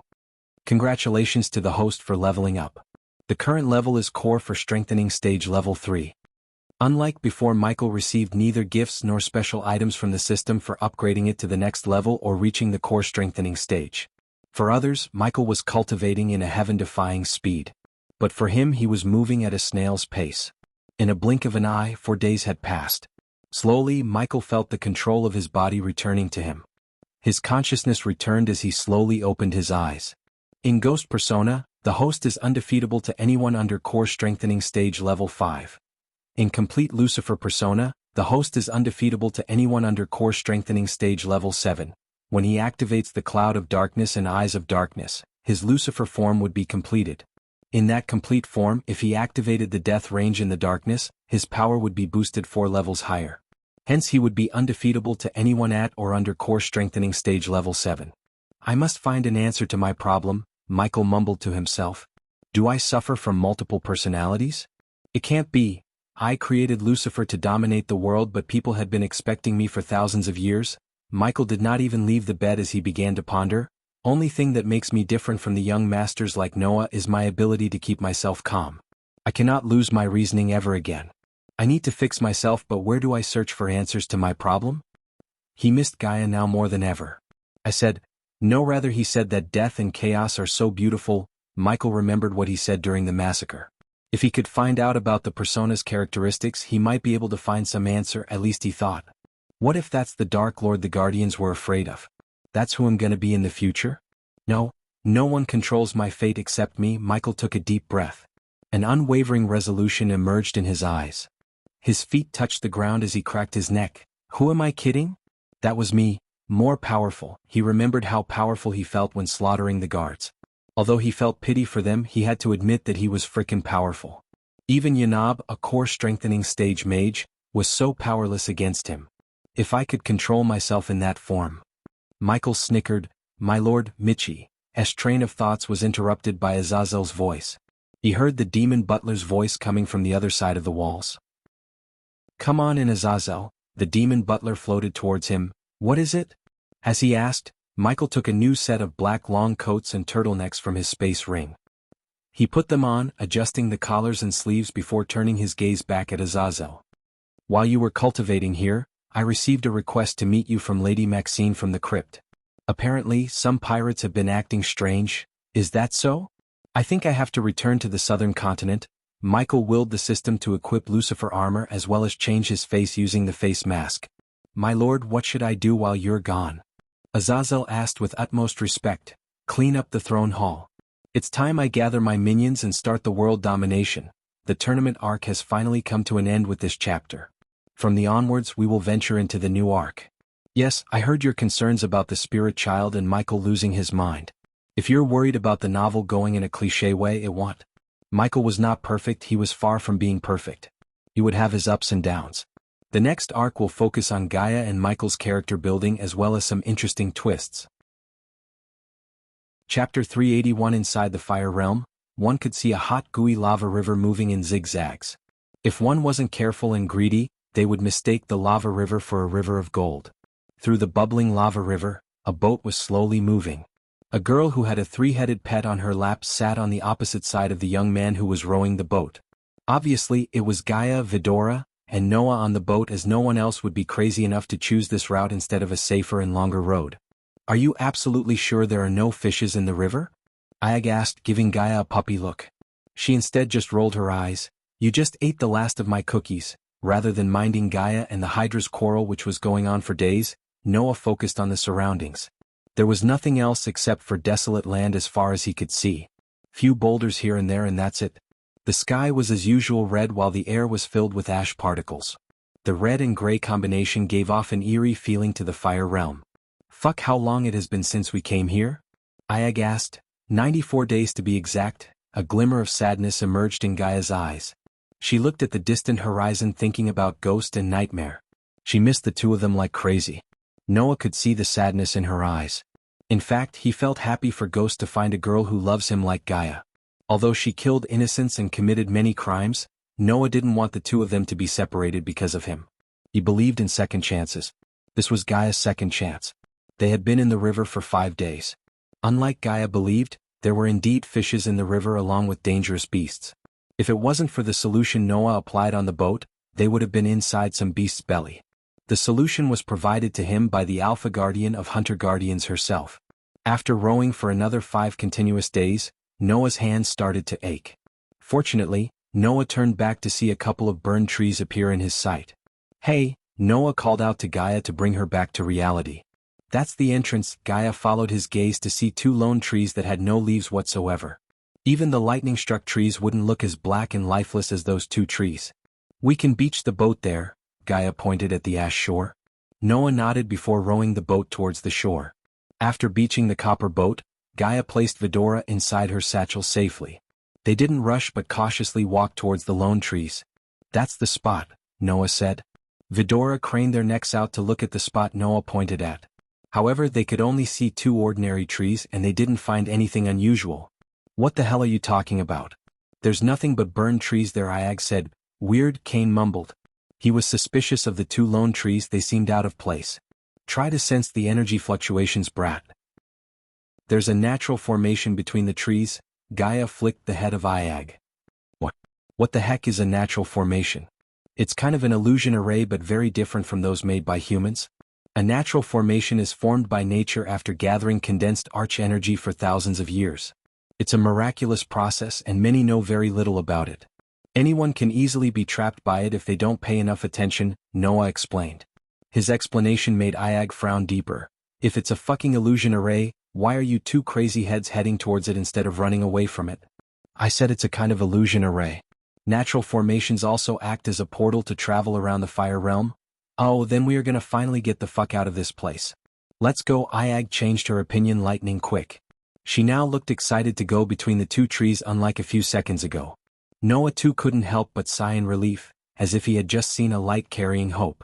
There were many invisible natural defense mechanisms and formations existing within the depths of Fire Realm, and they came to this lava river because of a natural formation. If they could find another natural formation they would have a chance at the river. After all, the solution couldn't fend off the beast forever. When or if they came out of the river they were good as dead. Let's go. Swoosh. Both Gaia and Noah immediately dashed towards the space between the 2 trees. The aura of the natural defense mechanism in this valley was pretty obvious. Even Ayag could sense it as they approached. Its aura was much more powerful compared to the formations they happened to stumble upon. When the 3 of them went through the space between the trees, they disappeared from the desolate valley. The scene in front of them changed dramatically once again. It was a plain gray world in front of them. The eerie and chilly energies within were so much stronger compared to the desolate valley they just came from. A stinking smell filled up the air within the place, extremely unpleasant and pungent. Besides this, black whirlwinds appeared all over the place, and the air blowing across the place was cutting them to the marrow. It also carried a strong corrosive characteristic. Congratulations, we escaped from the frying pan into the fire, Ayag couldn't help but curse. Be careful, there is poisonous vapor all over the place. A deadly toxic gas merged with the freezing vapor, causing this poisonous vapor to be formed. It's a deadly thing that can kill any cultivator. Noah reminded. Is that so? Gaia snickered as she walked towards one of the black whirlwinds. Bitch, stop, are you trying to kill us? Ayag screamed, trying to stop Gaia from walking towards the poison whirlwinds. Gaia reached out to touch the whirlwind. Noah was stunned to see nothing really happen to her. Although Nagas were resistant to most poisons, they were not immune to the poison whirlwinds of Fire Realm. However, nothing happened to Gaia when she touched the poison whirlwind. It should have entered through the finger to her brain and killed her in a few seconds. Since that never happened, there was only one explanation for this. That was Ghost made her immune to the poisons using some legendary potions. Noah heard about potions that could be brewed by 5-star alchemists to make someone completely resistant to the poisons known to man. Huh. Ayag opened her eyes to see nothing had happened to her like she was expecting. As Gaia was looking smug and feeling proud of Ghost for making them both poison-resistant, Noah walked towards them with a calm smile. When he came closer to the black whirlwind, Noah unleashed a blue barrier of flame, covering his entire body. The layer of blue flame covered his body as though it was a blanket. It was a barrier formed by one of the two primordial flames, Heaven's flame, which repelled all poison known to mankind. Gaia was stunned by the blue flame. She had never seen such a majestic flame ever before in her life. She heard Ghost talk about primordial flames and she could guess that the blue flame on Noah's body was definitely one of the two primordial flames. However, she did not let what was in her mind show on her face. Although she could tell Noah wouldn't easily tell her where he got the flame if she could find out, it would get Ghost one step closer to reaching 6-star alchemist status. This place should be an isolated space and it doesn't look big. We just need to find the path to the 5-headed serpent's lair, Noah said. He could feel that they were getting closer to the 5-headed serpent. This place was fully filled with toxic vapor and could be considered a natural land of death. It would be really bad luck if anyone ordinary accidentally came to this space. He was covered by a fire barrier while Gaia just walked next to him like it was nothing. The duo began slowly walking forward. Since the toxicity in the air was too strong, there were no beasts or bandits anywhere nearby. The entire space was extremely quiet, and nothing could be heard except for the tornado's swishing sounds. It gave the space an eerie feeling as if they had actually come to the real hell. Crack. Suddenly, a cracking sound could be heard from underneath Gaia's foot. It sounded really loud when in this quiet environment. Fuck. What was that? Ayag cursed as she was spooked by the sound. They lowered their heads, looking at the ground. Then they saw an entire skeleton lying where Gaia had just stepped. Her foot caused a hole to appear on the skeleton's chest. This is a skeleton of a soul-strengthening stage warrior. He must have been dead for a long time. Look, all the bone has become porous. You've shattered it. Noah had eagle eyes. Although the skeleton was badly corroded by the poisonous air and had turned completely black, he still found that this was a core-strengthening stage warrior skeleton. This place sucks. A core-strengthening stage warrior could still survive for quite some time in this space without any poison resistance, using arch energy to shield his or her body. The only explanation for his death would be that he depleted all his arch energy in order to resist the poisonous air. He was killed by the poisonous air once he couldn't repel the deadly poison any longer. Why did he come here anyway? Gaia wondered why the cultivator came to the fire realm. Noah and she were here to hunt down the 5-headed serpent so Noah could save Zanala's stepfather, while she was here to absorb the blood and start her metamorphosis. If it wasn't for the 5-headed serpent, Gaia would have never even thought of coming here. What next? Sarba asked after looking around the place. Move forward until we find the 5-headed serpent's trail, Noah smiled. With a determined look in his eyes, he said, just keep moving forward until we find the 5-headed serpent's trail. The following journey was completely eventless. They kept bumping into new skeletons along their way, and all these skeletons were once core-strengthening stage warriors.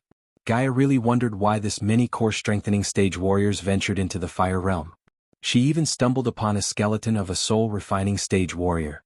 This meant they were looking for something here. The duo had walked for nearly an hour, and they kept bumping into more and more skeletons. The place seemed really desolate. After spending almost 2 hours of walking, they suddenly saw a light blinking in the distance. Look, there is light blinking in front. Ayag informed them. She almost shouted. Let's go check it out. Noah saw the light as well. Although the rainbow color light seemed faded, it couldn't escape their eyes. The duo immediately dashed forward and soon they arrived at the source of the light. A human. Ayag's eyes lit up as she saw a man with disheveled hair was sitting with both legs crossed, not moving at all, which made him look like a stone statue. But the weak aura emitting from his body showed that this old man was still alive. Chapter 382. Both Gaia and Noah slowly approached the old man.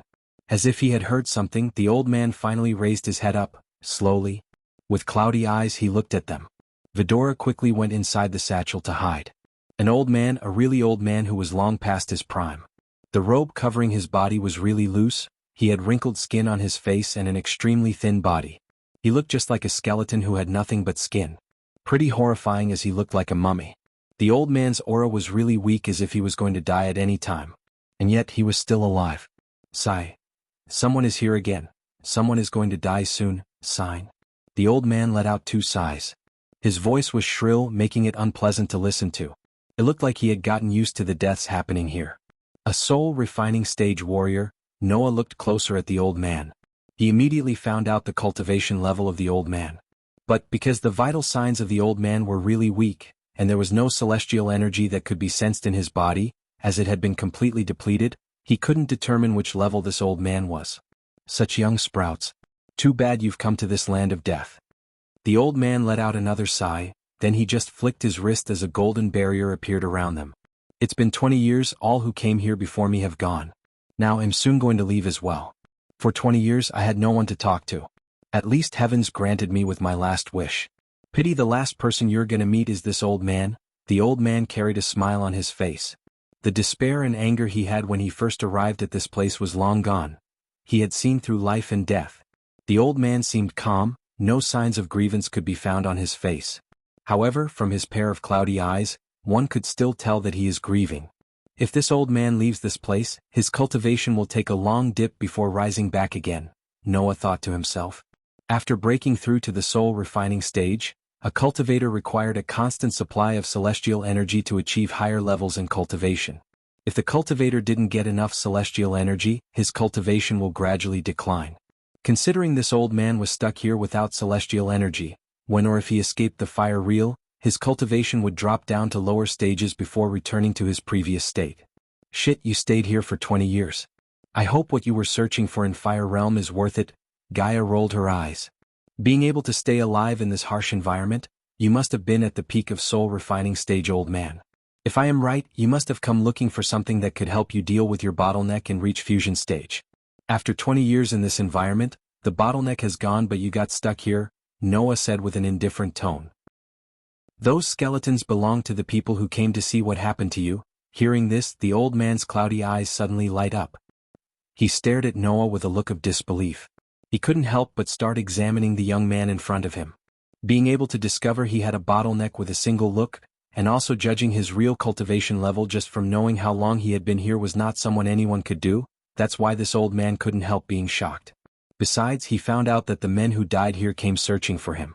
What a keen eye, but too bad. The old man kept shaking his head, his eyes filled with deep regret. He could easily tell that Noah was extraordinary and had innate potential. A genius like this was supposed to become a well-known guy in the world. But now he had to die in this shit place. What a pity.